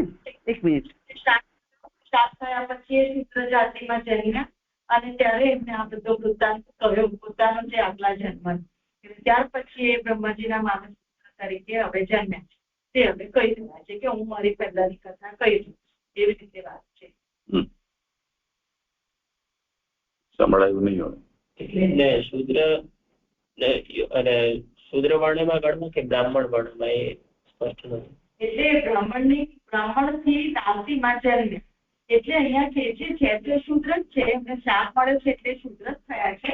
પણ અહીંયા એટલો સંબંધ અહીંયા પિતાનો બ્રાહ્મણનો બતાવી રહ્યા છે કે આ જે યોગીઓ એટલે કે જે આ 4 પરમહંસો આવ્યા હતા એમને જે અનુમોદન વગેરે કર્યા એમને ઉચ્ચિષ્ટ આપ્યું તો એનું કારણ બતાવી રહ્યા છે. ઉચ્ચિષ્ટ આપ્યાનું કારણ તો જો કે આગળ ઓરપી એક આપી રહ્યા છે પણ એમનું અનુમોદન કર્યું એમને રાખ્યા પોતાની સેવામાં શૂદ્ર હોવા છતાંય પણ તો એ એમનો બ્રાહ્મણના પુત્ર હતા એવું એક કારણ અહીંયા બતાવી રહ્યા છે. એવું છે એટલા માટે એવું એમને રાખ્યા. આગળ જે ઉચ્ચિષ્ટનું તો પૂછી રહ્યા છે એમાં તો એવું છે કે એમની સેવા કરીને એટલે એમને પ્રેમથી એમને આપ્યું છે. સેવા કરી જે નારદજીએ જે સેવા કરીને એમને ઉચ્ચિષ્ટ આપ્યું છે. એ રીતે વાત આગળ પણ આવશે. પણ શૂદ્રને ઉચ્ચિષ્ટ આપવાની શાસ્ત્રમાં મના છે એ વાત જે કરી એ પણ અહીંયા જ કરી. તો આણે વાંચ્યું ને ગોપાલે પોતે જ તો વાંચ્યું. જે એટલે આ કેવી રીતે આપણે સમજવાનું કે અત્યારે નારદજી જે છે તે હમણાં જયારે બોલી રહ્યા છે ત્યારે માનસ પુત્ર છે પણ આપણે તો એવું ના જોયું કે જયારે બ્રહ્માજીએ સૃષ્ટિ કરી ત્યારે એમના જે 9 પુત્રો 9 જાયત થયા છે એમાંના એક આ છે માનસ પુત્ર. તો એ તો સૌથી આરંભની વાત એવું નહીં સમજવાનું છે કે એ જે કલ્પમાં પ્રગટ થયા એ પહેલાના એમના કલ્પની વાત એવું સમજવાનું છે આપ જે કહી રહ્યા છો એને. તો કહ્યું હા એટલે મને હું પૂછું છું કે જે કલ્પમાં એ એટલે હું કન્ફર્મ કરું છું કે જે કલ્પમાં એ બ્રહ્માજીથી પ્રગટ થયા માનસ પુત્ર તરીકે એ કલ્પના પણ કોઈ પૂર્વના કલ્પમાં એમને કોઈ કારણથી શ્રાપ થયો અને એમના કારણે એ શુદ્ર થયા અને એ પછી એ ના માનસ પુત્ર. અચ્છા હાજી. અહીંયા થઈ ગયો પ્રશ્ન છે અલગ પૂછું.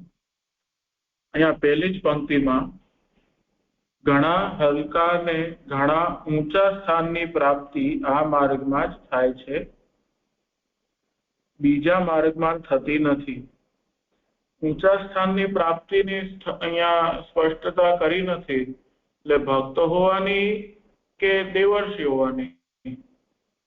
બંને. અહીંયા તો બંને પોતાની જ વાત કરી રહ્યા છે એટલે બંને એમનું સ્વરૂપ છે સમજવાનું. તો એક પ્રશ્ન એમાં પાછો એ રીતે થઈ છે કે સત્સંગ વશાત એમને આ થયું એમ એ વાત બતાવી છે. તો પછી અહીંયા જે આગળ કહે છે અગર અહીંયા આપણે માનીએ કે દેવર્ષિ પદ કહે છે તો ભક્તિ પણ કહે છે પણ અગર હમણાં આપણે ખાલી એને દેવર્ષિ માનીને ચાલીએ પદને કે નારદજી એને લક્ષ્યમાં રાખીને કહે છે તો બીજા માર્ગમાં થતી નથી. તો જેમ ભક્તિ માર્ગ છે તેના સિવાય પણ બીજા માર્ગ છે જ્ઞાન કર્મ ઇત્યાદિ જે માર્ગ છે તો એના દ્વારા પણ ઉચ્ચ ઋષિ ઇત્યાદિ એવી જે પદવી જે છે એ પ્રાપ્ત થઈ છે બીજાને પણ. એમ દેવર્ષિ ભલે થઈ ન હોય પણ એમ એવા ઉચ્ચ પદ પ્રાપ્ત તો થયા છે. તો બીજા સ્થાનથી એમ શૂદ્ર હોય અને એવી રીતે નહીં એમ નહીં પણ અગર શૂદ્ર ધર્મનું પાલન કરે તો એમને આગલો જન્મ પણ સારો પ્રાપ્ત થાય ને પછી કર્મના ફલથી એ કરી શકે ને એમ. એટલે જો એટલી સ્મૃતિ છે જ એમને તો દેવર્ષિ પદ તો બીજા પણ રીતે પ્રાપ્ત કરી શકે છે ને નારદજી. ભક્તિ માનીએ તો ઠીક છે, તો બીજા માર્ગમાં થતી નથી. એની તો વાત છે, ભક્તિ માર્ગની તો મહિમા બતાવી રહ્યા છે. હા,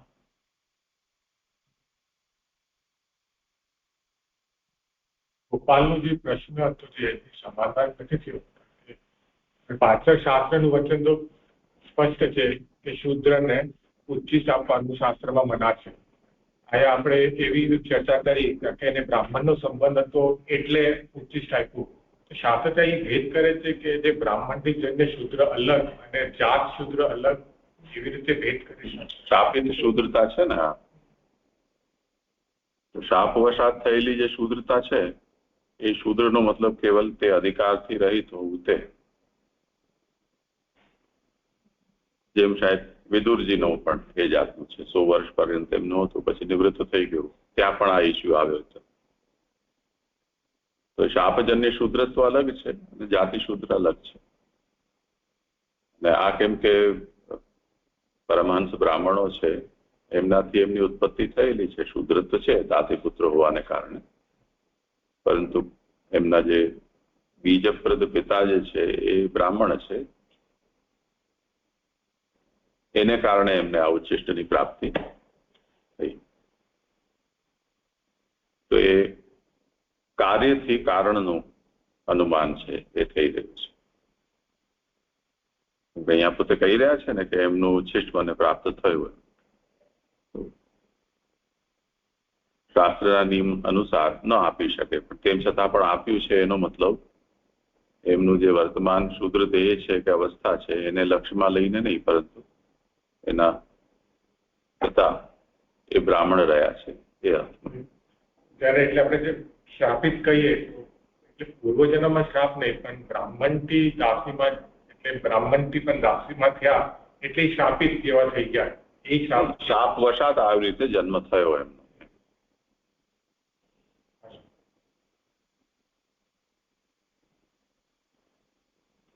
થઈ ગયું.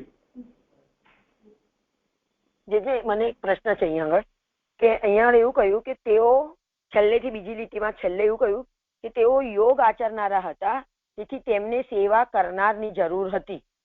એટલે એટલે એટલે શું હોય યોગ આચરનારા? એટલે પરમેનન્ટ એ લોકો સમાધિમાં રહેતા હતા એવો અર્થ લેવાનો છે કે તો એમને સેવાની જરૂર હતી એમ? એટલે શું લેવાનું?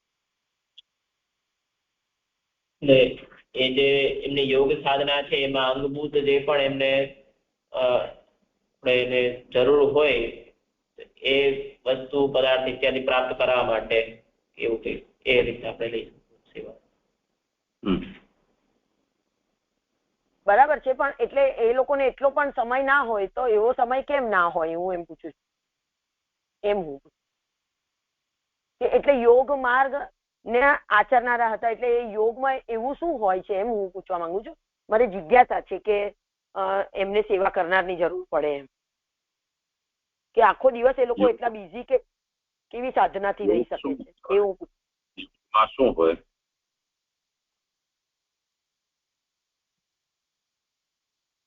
જે મને આપનો અવાજ ના આવ્યો. યોગમાં શું હોય? યોગમાં અષ્ટાંગ યોગમાં તો હવે એમાં શું હોય?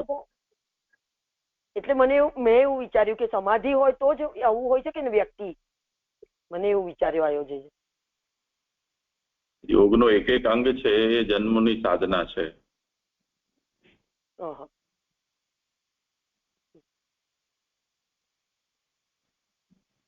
2, 4, 5 જન્મ સુધી કેવલ આસન સ્થિતિ જ ચાલ્યા કરે. હા, કોઈક તો જોઈએ. હા, કોઈ મચ્છર ઉડાડે, કોઈ પંખો કરે, પરિચારક તો જોઈએ. હા, હવે સમજાય. જી જી. હા, શું કે છે?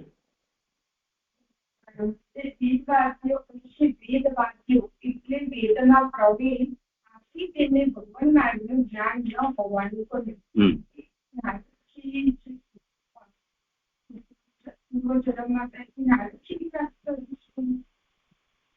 નહીં, આ 4 જણા જે આવ્યા હતા એમની વાત. એ વેદવાદી હતા. પરમહંસો જે આવ્યા હતા એમની વાત છે.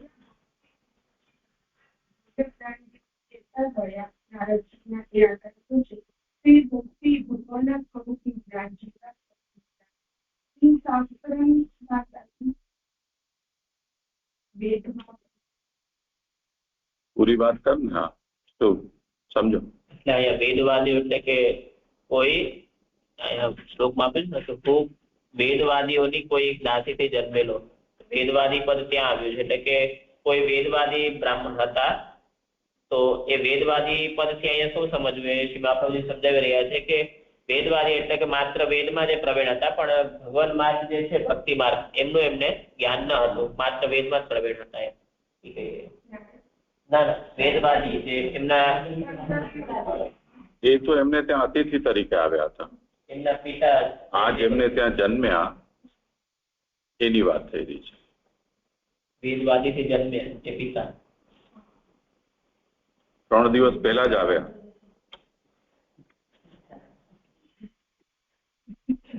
આ આષાઢી એકાદશીના એમને ત્યાં આવ્યા હતા એમ કહું છું.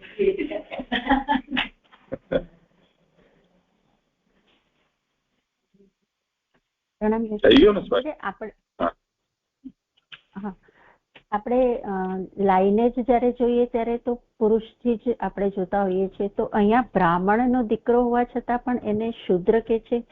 તો એ વર્ણ સંકરતાના લીધે જ એને શૂદ્ર કહે છે એવું સમજાય. વિદુરજીના કેસમાં પણ એ દાસી પુત્ર કહેવાય છે. તો એ પણ ક્ષત્રિયના જ પુત્ર, બ્રાહ્મણના છે. વ્યાસજી તો બ્રાહ્મણ હતા. તો આ શુદ્રતા એ માતાના પેલાથી શુદ્ર છે એટલે વર્ણસંકરતા એમાં જોવાની એવી રીતે સમજવાનું. આપણે આ વિષયનો હમણાં જ વિચાર કર્યો. જાતિ શૂદ્ર અલગ હોય છે અને વેદાધિકાર રહિત હોવું એ પણ શૂદ્રતા જ કહેવાય છે.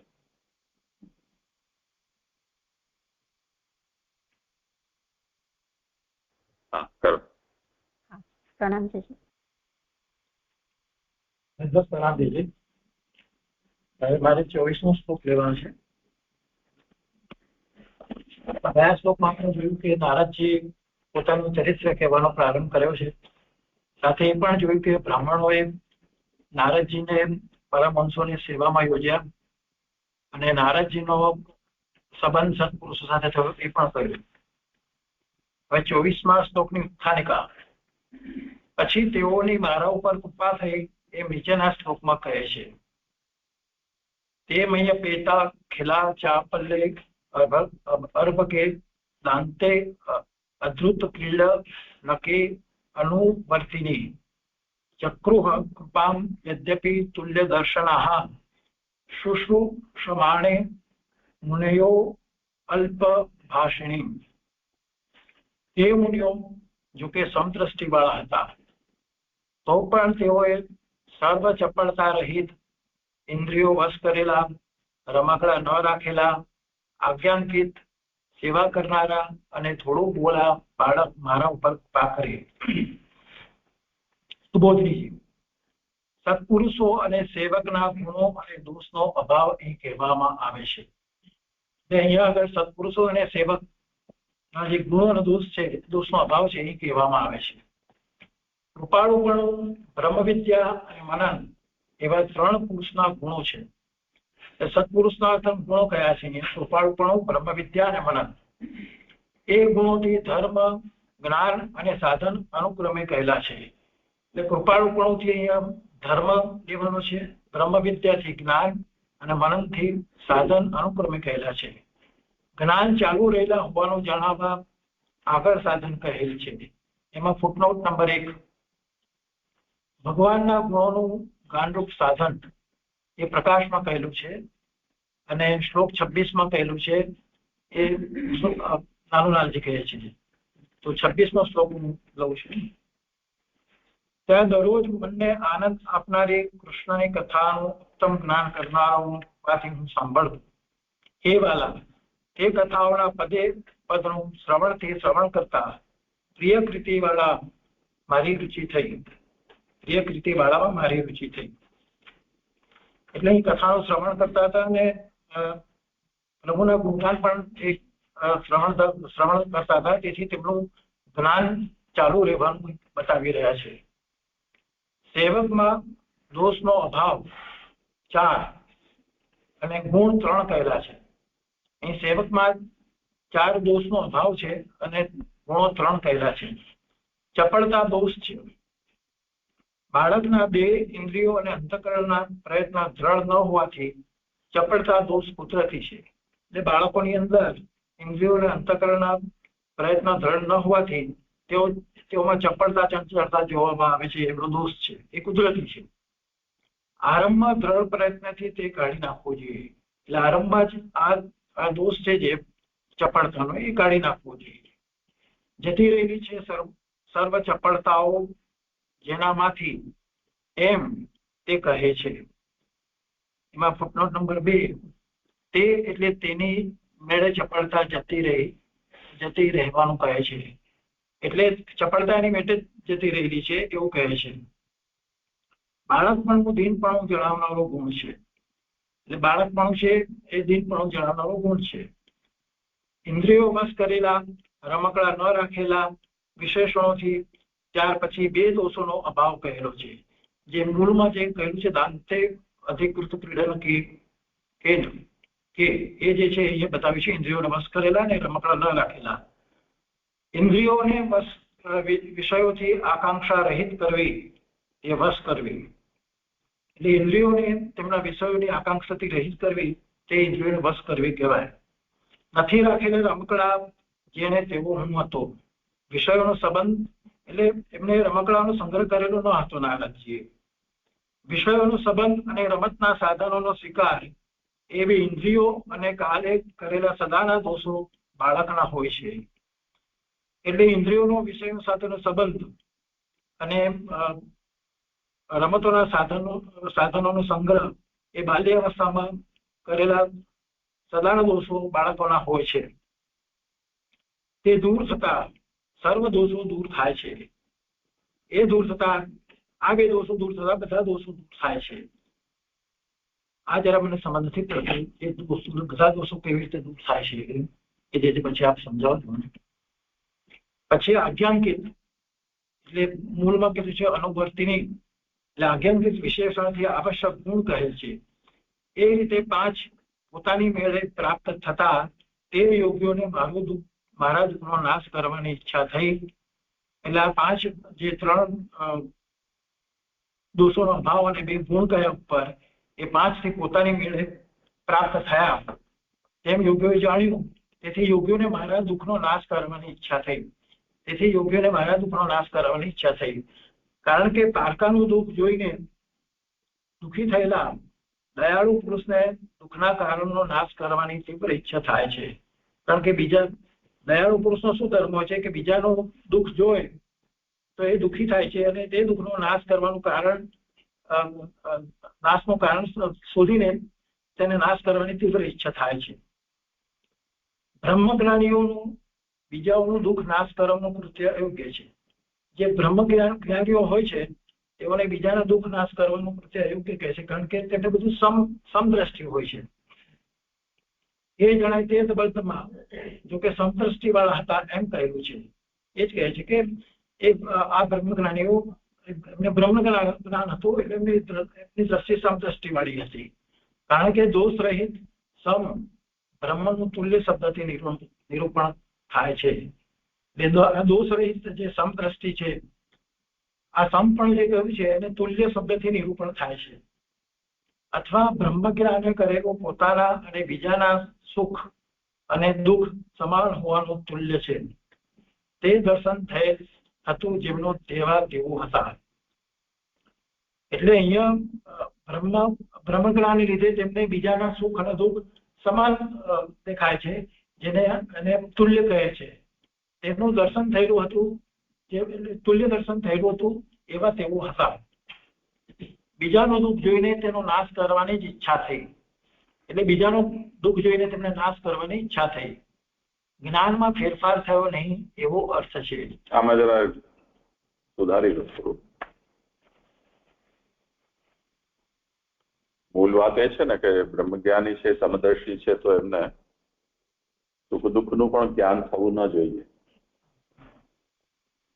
કેમ કે સુખ દુઃખે સમય કૃત્વા લાભાલાભો જયા જયૌ, તો જે બધા દ્વંદ્વોથી જે મુક્ત થઈ ગયો હોય એ બ્રહ્મજ્ઞાનીનો સ્વરૂપ છે. દેખાવું પણ ન જોઈએ. તો પછી બ્રહ્મજ્ઞાની હતા કે નહીં, અથવા તો એમાં ન્યૂનતા ગણ. તો એના સંબંધમાં નિરૂપણ થઈ રહ્યું છે કે દુઃખમ દૃષ્ટવા તત્પ્રણેચ્છૈવ જાતમ ન જ્ઞાનમ અન્યથા જાતમ. એટલે એમનું જે બ્રહ્મજ્ઞાન સમત્વનું હતું એ વિષમ નથી થયું, પરંતુ એટલે એમને સુખ અને દુઃખ બંને એક સમાન જ છે. તેમ છતાં પણ અમને દુઃખી જોઈને એ દુઃખના પ્રમાણની ઈચ્છા માત્ર ફક્ત ઈચ્છા જ થઈ. તો તત્પ્રહાણેચ્છા એવ, એવનો અર્થ અનુવય છોડી દીધો છે. 24મો શ્લોક છે. તમે આમાં ક્યાં છે? 146 હા, નીજ એમાં જ છે પાછળ લઈ લો. ઈચ્છા માત્ર, એમ ફક્ત ઈચ્છા જ થઈ. ફક્ત કેવલ માત્ર એવું કંઈ પણ જોડી દેશો તો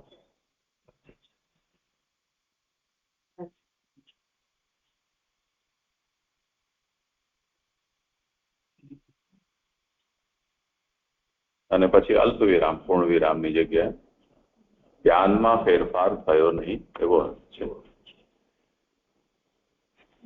જ્ઞાનમાં ફેરફાર થયો નહીં એવો અર્થ છે. કારણ કે ઈચ્છાનું મૂળ બનેલું જ્ઞાન દુર્બળ હતું. એમાં 4 નંબરની ફૂટનોટ, નારાજના દુઃખનું જ્ઞાન બ્રહ્મ જ્ઞાનથી દુર્બળ હતું. એટલે એમને જે નારાજનું દુઃખ દૂર કરવાનું હતું એ જ્ઞાન એ એમના બ્રહ્મ જ્ઞાનથી દુર્બળ હતું.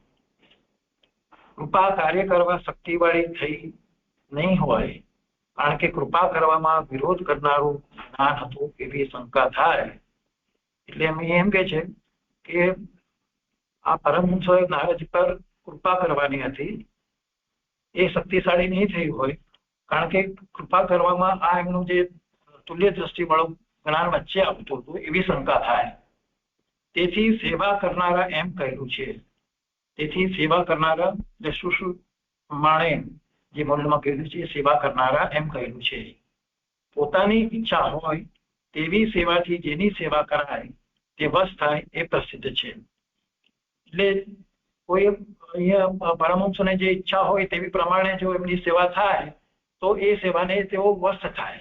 આ એક પ્રસિદ્ધ છે. ન જરૂર હોય તેવી સેવા વશ કરનારી કેમ થાય, પણ એમને સેવાની જરૂર જ ન હોય તે સેવાને વશ કેમ થાય એવો પ્રશ્ન થાય. તેથી મુનિઓ એમ કહેલું છે. મુનયો જે મૂળમાં કીધું છે, તેથી મુનિઓ એટલે મનન કરવા વાળા છે, તેથી મુનિઓ એમ કહેલું છે મનન કરવામાં થતા વિઘ્નોનો નાશ કરનારી સેવાની જરૂર હતી જ. કારણ કે એ લોકો મનન કરવા વાળા મુનિઓ હતા. એટલે જો સેવા કોઈ કરનાર ન હોય તેમાં એમને વિઘ્નો આવે, અડચણો આવે એમ કહ્યું છે. એટલે એમને સેવાની જરૂર હતી. બહુ બોલવું અથવા ન બોલવું એ સેવાની સાથે રહેલો દોષ છે. બંને દોષ દૂર કરનારો ગુણ થોડું બોલવાનું છે. એટલે જ્યારે મનન ચાલતું હોય ત્યારે બહુ બોલવામાં આવે અથવા ન બોલવામાં આવે તે સેવાની સાથે રહેલો દોષ છે. એ બંને દોષને દૂર કરનારો એક ગુણ છે કે થોડું બોલવાનું એનો ગુણ છે. આથી એમ જણાવ્યું કે દોષ રહિત સેવા બીજું સાધન છે. જે પહેલા આગલા શ્લોકમાં જણાવ્યું કે સત્સંગ, સેવા માટે સત્સંગ એ પહેલું સાધન થયું, અને અહીંયા આગળ જણાવ્યું કે દોષ રહિત સેવા એ બીજું સાધન છે. 6 નંબરની દોષ રહિત આજ્ઞાકિત રહેવું એ પહેલું સાધન અને આ બીજું સાધન એ પ્રકાશમાં કહેલું છે. જ્યારે ગયા શ્લોકમાં કહેલું સત્સંગ પહેલું સાધન અને આ બીજું સાધન છે. કોઈ વિચાર નહીં હતો. અહીંયા છે કે સુબોધનીજીમાં બીજા પેરેગ્રાફમાં ચોથી પંક્તિ બાલકપણું દીનપણું જણાવનારો ગુણ છે. દીનપણું એટલે અહીંયા શું કહેવા માંગે છે? દીનપણું એટલે કે બાળક જે હોય બીજા પર આધારિત હોય છે, બીજાને આશ્રિત હોય છે, એવી રીતે એનામાં દીનતા હોય છે વધારે. એટલે એ રીતે તો હોય જ છે, પણ એક અવસ્થા પણ બતાવે છે ને બાળક. અને બીજું એ નથી સમજાતું કે ઇન્દ્રિયો વશ કરેલા રમકડા ન રાખેલા વિશેષણથી ત્યાર પછી બે દોષના અભાવ કહેલા છે. એટલે જો એટલે એક રીતે આપણે લોકમાં જોઈએ તો આપણે કોઈને જ્ઞાનનો અભાવ હોય ત્યારે એને આપણે એને બાલક કહેતા હોઈએ છીએ. એટલે એવું પણ હોય છે ને કે માણસ મોટો એટલે લાંબો પણ હોય અને નાનો પણ હોય, એટલે એની હાઈટ કે એના ઉપરથી આપણે એને નથી પરખતા હોતા, પણ એને આપણે જ્ઞાનથી જોતા હોઈએ છીએ કે એના અંદર કેટલી સમજ છે, કેટલું જ્ઞાન છે, એનાથી આપણે એને કહીએ છીએ. એમ તો જે રીતે અપરાધ થાય એનાથી તો આપણે એને દંડ શું કામ નથી આપતા બાળકને? કેમ કે એ જાણતો નથી, પણ જ્યારે જાણે ત્યારે આપણે એને દંડ આપતા હોઈએ છીએ. તો એક રીતે તો આપણે જ્ઞાનથી અવસ્થાને બાંધતા હોઈએ છીએ. તો અહીંયા આ જે કહ્યું કે રમકડા ન રાખે, તો એના હિસાબે તો જ્ઞાનની પ્રાચુર્ય હતું નારદજીમાં, તો એને બાલક કઈ રીતે અહીંયા કીધા? અહીંયા શ્લોકાર્થમાં એને થોડા ઘણો બાળક, મારા પર એટલે બાળક કહેલું છે એમને. આપ જે કહો છો કે એક બાળકનો સ્વભાવ નથી, પણ એ પ્રમાણે કદમાં પણ એ બાળક જ છે, એવી રીતે આપણે એને લેવાનું છે. અને બાળકોમાં ઇન્દ્રિયો વશ કરેલા, એટલે પહેલા આપણે જોયું ને કે એમની બાળકોની શું ઇન્દ્રિયો બહુ ચંચળ હોય અને ચપળતાનો ગુણ દોષ પહેલા બતાવેલો જ છે. પણ અહીંયા નારદજી એમને ઇન્દ્રિયોને વશ કરેલા છે, અને બાળકોને રમકડાનો સંગ્રહ કરવાનો શોખ પણ છે બાળપણની અંદર, પણ એ પણ નારદજીમાં નથી. એમ એ બે વસ્તુ જણાવી રહ્યા છે. એટલે કાલથી પણ કીધું છે એમને, કાલથી એટલે બાળપણથી એવી રીતે લેવાનું છે. ઇન્દ્રિયને વશ કરેલા છે અને કાલથી એટલે બાળપણમાં એમને રમકડાનો સંગ્રહ કરવાનો એમને શોખ પણ નથી. એમ એવી રીતે હું સમજુ છું. લૌકિક બાળકની જેમ આ લૌકિક બાળક જ સમજવાનો છે.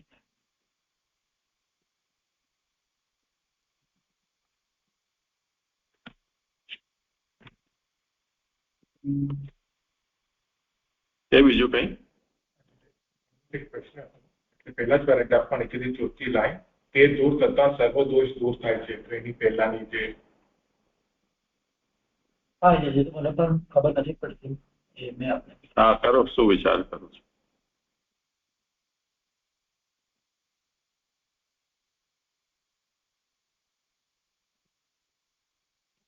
દાંત અને અધૃત ક્રીડન કે આ બે કયા ને અહીંયા દોષાભાવ? એટલે ઇન્દ્રિયાણામ વિષયાકાંક્ષા રાહિત્યકરણમ દમઃ, એમને દમ સિદ્ધ થયેલો હતો, અને બાલ સુલભ જે પ્રકૃતિ હોય છે રમકડાથી રમવાની, તો એનો કોઈ સંગ્રહ કે એમાં પ્રવૃત્તિ પણ એમની ન હતી. તો કોઈ પ્રકારની વિષયની આકાંક્ષા પણ ન હતી અને ન કઈ રમકડાથી રમવાની અવસ્થાજન્ય કોઈ એમની દોષ હતો. તો ઇન્દ્રિય અને કાલ એને કારણે થતા જે બે દોષ છે એ દોષ આમાં ન હતો, અને બીજા બધા ગુણો તો એની અંદર હતા જ, અચપલતા વગેરે, દીનતા. તો તદભાવે સર્વ દોષ નિવૃત્તિ, એટલે આ બે જે દોષની સંભાવના હોય એ બે દોષ જતા રહ્યા, તો હવે બીજું કઈ દોષ એમના અંદર રહ્યા નહીં. બીજા દોષ કયા દોષ જોવાના બતાવે એ લોકોએ? પહેલા છે બીજા કયા દોષ આપણે આના કારણે જે પેદા થતા હોય તે, દમન સંયમ સિદ્ધ ન થયો હોય તો જે દોષ આવતા હોય તે, અને અવસ્થાજન્ય જે હોય તે પ્રકારના.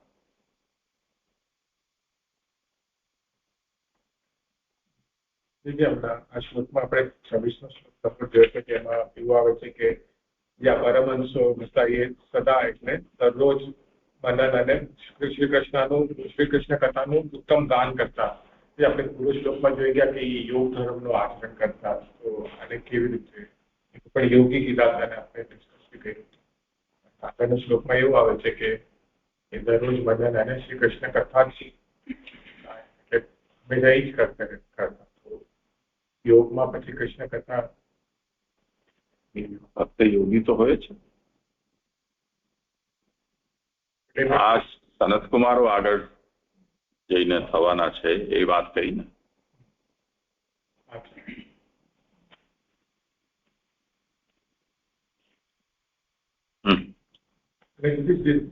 છેલ્લે બે લીશું જે આવે છે ને કે અથવા બ્રહ્મ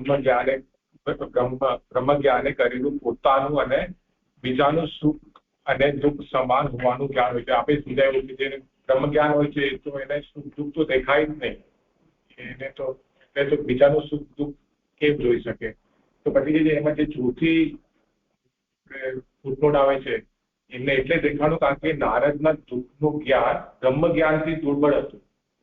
બ્રહ્મ જ્ઞાન તો હતું, નારદજીનું જે દુઃખ હતું એનું જ્ઞાન પ્રબલ હતું એટલે ત્યાં બ્રહ્મ જ્ઞાન ની જે છે એ દુર્બળ થઈ ગયું. પહેલા તો એમને તો સુખ નહીં, નારદના દુઃખનું જ્ઞાન બ્રહ્મ જ્ઞાનથી દુર્બલ હતું. એટલે બ્રહ્મ જ્ઞાન પ્રબલ હતું, દુઃખનું જ્ઞાન નિર્બલ હતું.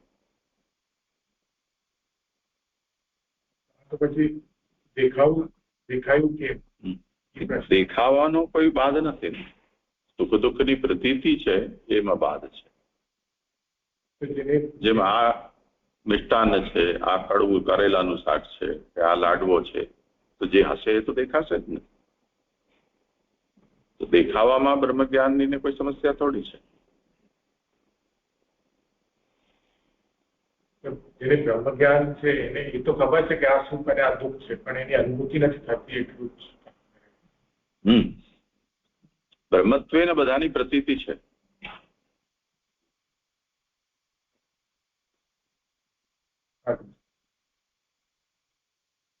હા, જે દંડવત પ્રણામ. આ છેલ્લી બે લીધી છે, બહુ બોલવું અથવા ન બોલવું એ સેવાની સાથે રહેલો દોષ છે. તો બહુ બોલવું એ તો દોષ થાય, પણ ન બોલવું સેવાની સાથે રહેલો દોષ છે. બંને દોષને દૂર કરનારો. જી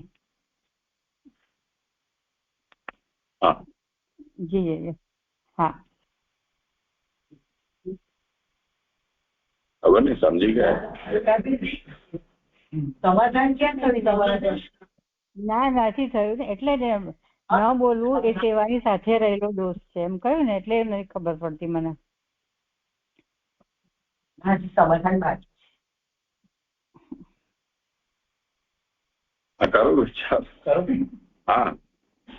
એટલે જયારે નારદજી સેવા કરતા હોય અને બોલે કે વારંવાર એમને પૂછવા જતા હોય એમની સેવાના સંદર્ભમાં, એ બહુ બોલે એમને ડિસ્ટર્બન્સ થાય. બહુ બોલવામાં સંદર્ભમાં કીધેલું છે. અને ન બોલવું એટલે કઈ સમજ ના પડી હોય એમને કે આના પછી શું કાર્ય કરવું છે, અને પૂછ્યો પણ નહીં, એના લીધે થોડી સમસ્યા ઉત્પન્ન થાય. એટલે ન બોલવું એ બંને દોષો બતાવેલા છે. પણ બંને દોષોને દૂર કરવા માટે ઘણું થોડું બોલવું, એટલે જરૂર પૂછું જ બોલવું એ એનો ગુણ બતાવેલો છે.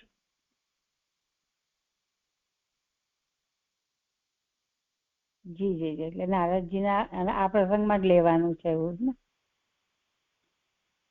બરાબર છે જે ના, તમે કોઈ એવો સેવક રાખીને ન જુઓ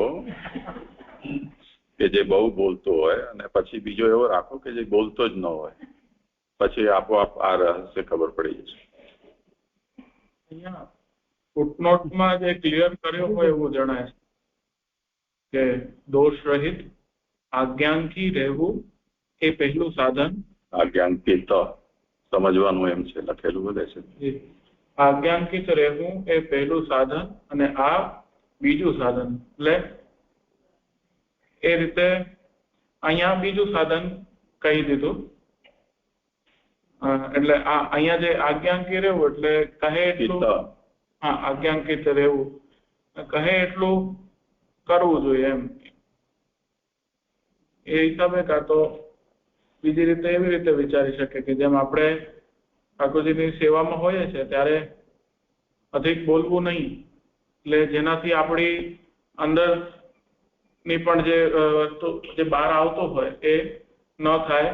ક્યારેક થઈ જતું હોય એ દોષરૂપ છે, એટલે મોઢું બંધ રાખવું એમ તાત્પર્ય એ છે. અને આપણે ક્યારેક મર્યાદાથી બારે શબ્દોનો પ્રયોગ કરી દેતા હોઈએ છીએ, તો એ એક સામેવાળાની મર્યાદાનો ભંગ છે, એટલે ન બોલવું એમ, એવું તાત્પર્ય હોઈ શકે.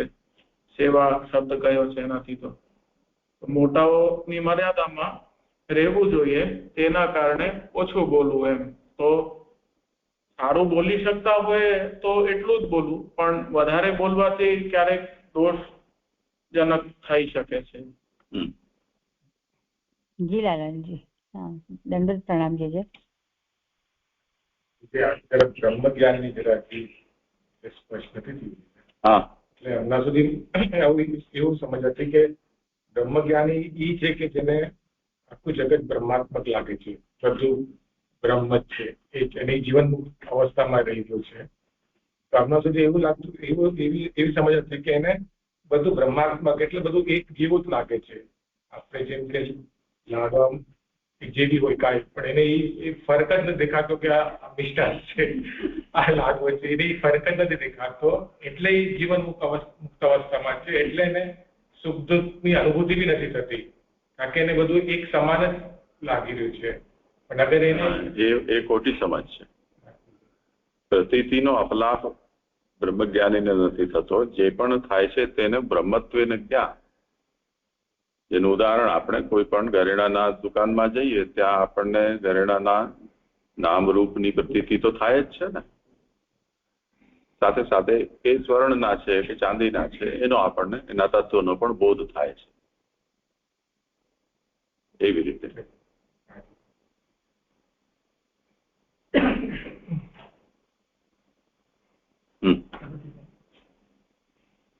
પછી જે થયું તે નીચેના શ્લોકમાં કહે છે, ઉચ્છિષ્ટ દેવ આદ્ય અનુમોદિતો વિજય સકૃતસ્મા ઉચ્ચેદ તદપાસ્તક કિલ્બિષલ એવં પ્રવૃત્તસ્ય વિશુદ્ધ ચેતસઃ તદ ધર્મ એવ આત્મરુચિ વ્યજાયત. દ્વિજોની સંમતિ શ્લોકાર્થ.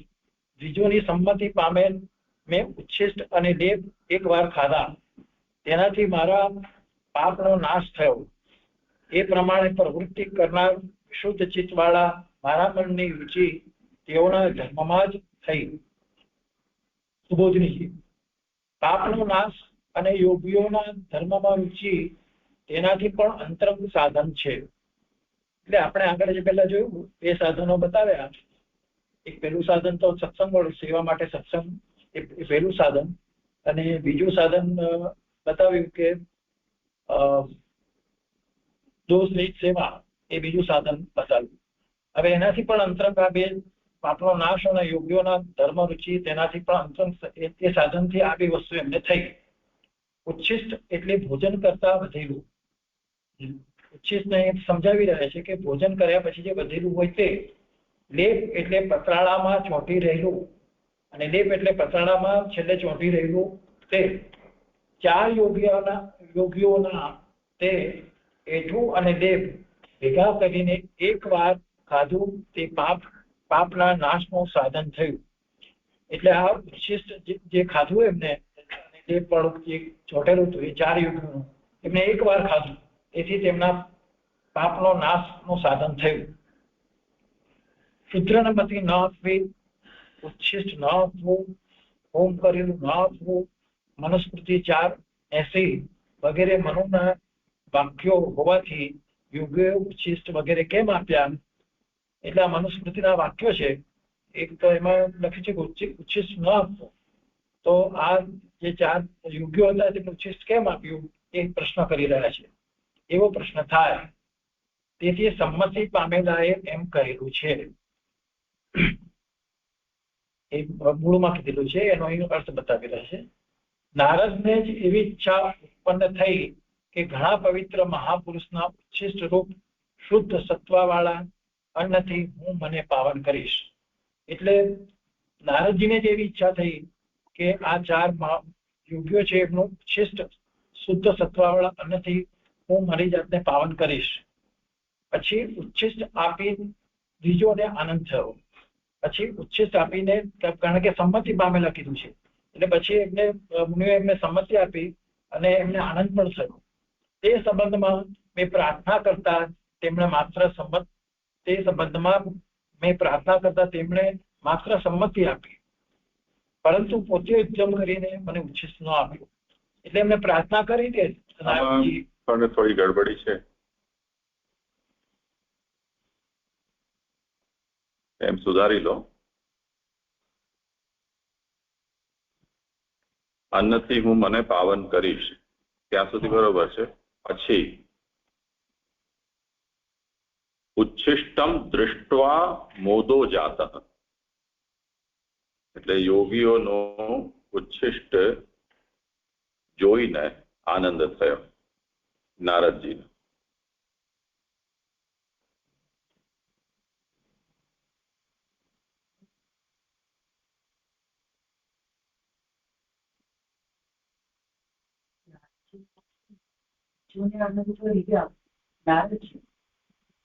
નારદજીને તો કહ્યું એ કાઢી નાખવાનું, એ જ તો કહ્યું. પછી ઉચ્છિષ્ટ જોઈને આનંદ થયો. તે સંબંધમાં મેં પ્રાર્થના કરતા તેમણે માત્ર સંમતિ આપી. કરવા તે સંબંધમાં મેં પ્રાર્થના કરતા તેમણે માત્ર સંમતિ આપી. એટલે નારદજીએ પ્રાર્થના કરી હતી તો તેમણે માત્ર સંમતિ આપી, પરંતુ પોતે ઉદ્યમ કરીને મને ઉચ્છિષ્ટ ન આપ્યું, પણ તેમને પોતાની જાતે ઉચ્છિષ્ટ ન આપ્યું. વળી નારદ બ્રાહ્મણનું બીજ હોવાથી સંપૂર્ણ રીતે સૂત્ર ન હતું, કારણ કે નારદજી બ્રાહ્મણનું બીજ હોવાથી તે સંપૂર્ણ સૂત્ર ન હતું. આ ગૃહસ્થનો ધર્મ છે, એનામાં 1 નંબરની છે. આ એટલે સૂત્રોની મતિ ના આપવી, જે મનુસ્મૃતિમાં પહેલા ઉપર આપણે જોયું, સૂત્રોની મતિ ન આપવી. આ ગૃહસ્થનો ધર્મ છે અને તે પણ સાધારણ સૂત્રો પ્રતિ. સાધારણમાં 2 નંબરની નોટ છે. સાધારણ એટલે સેવક ન હોય તેવા. એટલે આ ઉચ્છિષ્ટ કોઈ ગૃહસ્થનો ધર્મ છે, તે પણ સાધારણ જો શુદ્ધ સેવક ના હોય તો તેના માટેનો આ ધર્મ છે. એમને તમારે સૂત્રોની મતિ ન આપવી, તે ઉચ્છિષ્ટ ન આપવું. વળી પુષ્ટિ માર્ગમાં સેવા સ્નેહ સાથે કરાય છે અને આ કૃપાનું ફલ હતું એમાં. અને પછી 3 નંબરની નોટ. એટલે આ જે સમાધાન છે એ દ્વિતીય સમાધાન છે. પ્રથમ સમાધાન પહેલા આપી દીધું કે બ્રાહ્મણનો પુત્ર છે એટલે શુદ્ધ શૂદ્ર નથી, અને બીજું આ કે આ ગ્રહસ્થો માટે કહેલું છે, પણ આ તો ગ્રહસ્થ હતા નહીં, અને એ પણ સાધારણ શૂદ્ર માટે. 3 નંબરની ઉચ્છિષ્ટ વગેરે લેવાની સંમતિ આપી તે આ કૃપાનું ફલ હતું. ફલ 4 નંબર માર્ગના ભેદથી પણ આમાં દોષ ન કહે છે. એટલે અહીંયા એ કહેવા માંગે છે કે જેવી રીતે પુષ્ટિ માર્ગમાં આપણે પ્રભુની સ્નેહથી સેવા કરીએ છીએ તો પ્રભુ આપણા પર અનુગ્રહ કરે છે, એવી રીતે નારદજીએ પણ સ્નેહથી આ 4 યોગ્યોની સેવા કરી, તેથી તેમને કૃપાનું ફલ મળ્યું ઉચ્છિષ્ટ. જેમ ઔષધથી અજીર્ણ મટે છે તેમ ઉચ્છિષ્ટ અન્નથી પ્રાપ્ત કરેલા દેહથી અન્નમય દેહમાં દોષના સંતાનોનો નાશ થાય છે, એવો અર્થ છે. એટલે કોઈ આપણે તાવ આવ્યો હોય તો આપણે દવાથી એને મટાડીએ છીએ, તેમ ઉચ્છિષ્ટ અન્નથી પ્રાપ્ત કરેલા દેહથી અન્નમય દેહના દોષના સંતાનો, એટલે આપણામાં જે દોષો છે તેનો નાશ થાય છે, એવો અર્થ છે. તેનાથી મારા પાપનો નાશ થયો.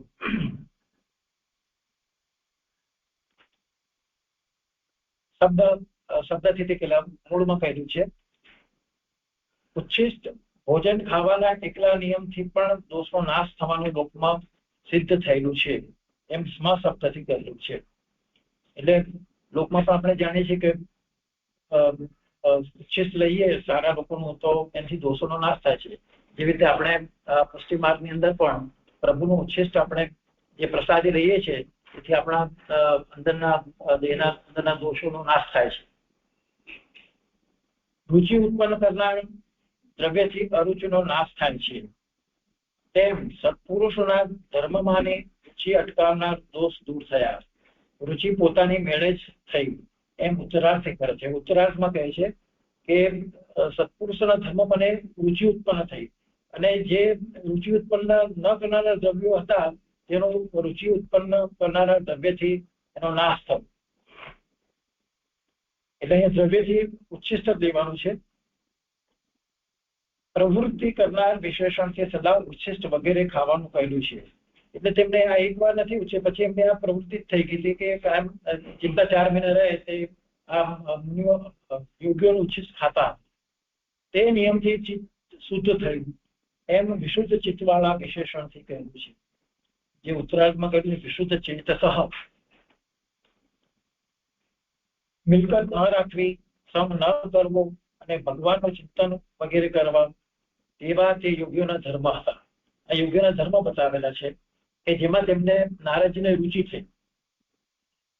તેમાં તેઓની પ્રેરણા વિના જ મારા મનની જે રુચિ ઉત્પન્ન થઈ. એટલે તેમને પ્રેરણા નથી કરી પણ તેમનું ઉચ્છિષ્ટ ભોજન લેતા મારું ચિત્ત શુદ્ધ થયું અને મને એમના ધર્મમાં રુચિ થઈ અને તે વધી તેવો અર્થ છે. અને પછી તે રુચિ વધી પણ કરી. આ નિયમ પ્રમાણે થયેલું છે એમ કવા વજાયત શબ્દમાં હસ્તન ભૂતકાળનો પ્રયોગ કરેલો છે. આ નિયમ આ મને બરાબર સમજાતું નથી. શું કહે છે છેલ્લી સમજાવો વૈયાકરણ.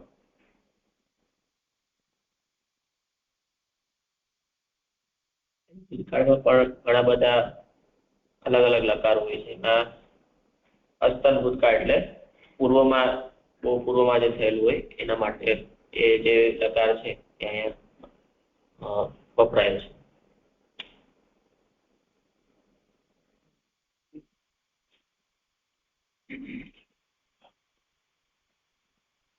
વ્યજાયત આ જે પ્રયોગ કર્યો છે ને એ અહીંયા શા માટે થયો એના માટે આ થઈ જાય છે.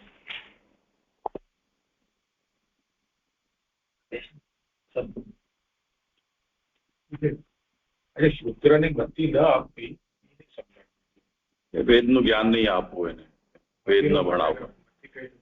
હા ગતિ એટલે બીજું પણ આવે પણ હા વેદાદિ શાસ્ત્રનું જ્ઞાન.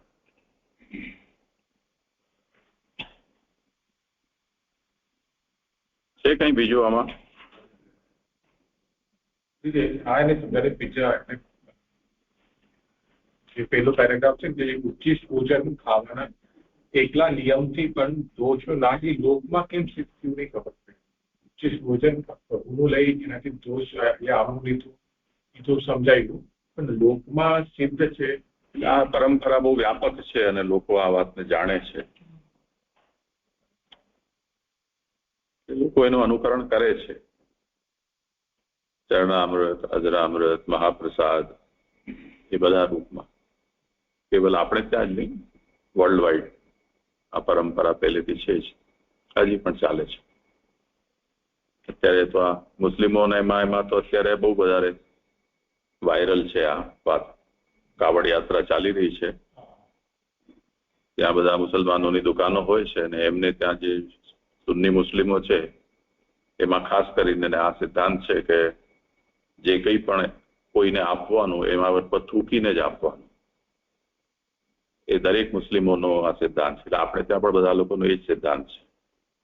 એમાં આઈડિયલી વાત એ હોય છે કે થૂકવાનું એમના ધર્મગુરુના દ્વારા હોય છે, પણ ધર્મગુરુ અવેલેબલ ન હોય તો કલમાં પડીને એને પોતે જ થૂકી દેવાનું.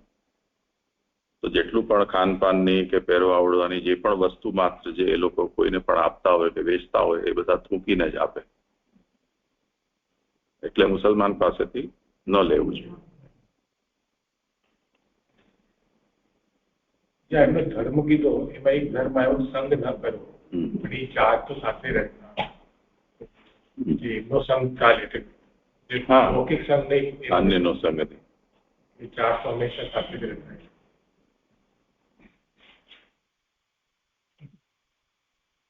સારું, અહીંયા સમય થયો છે.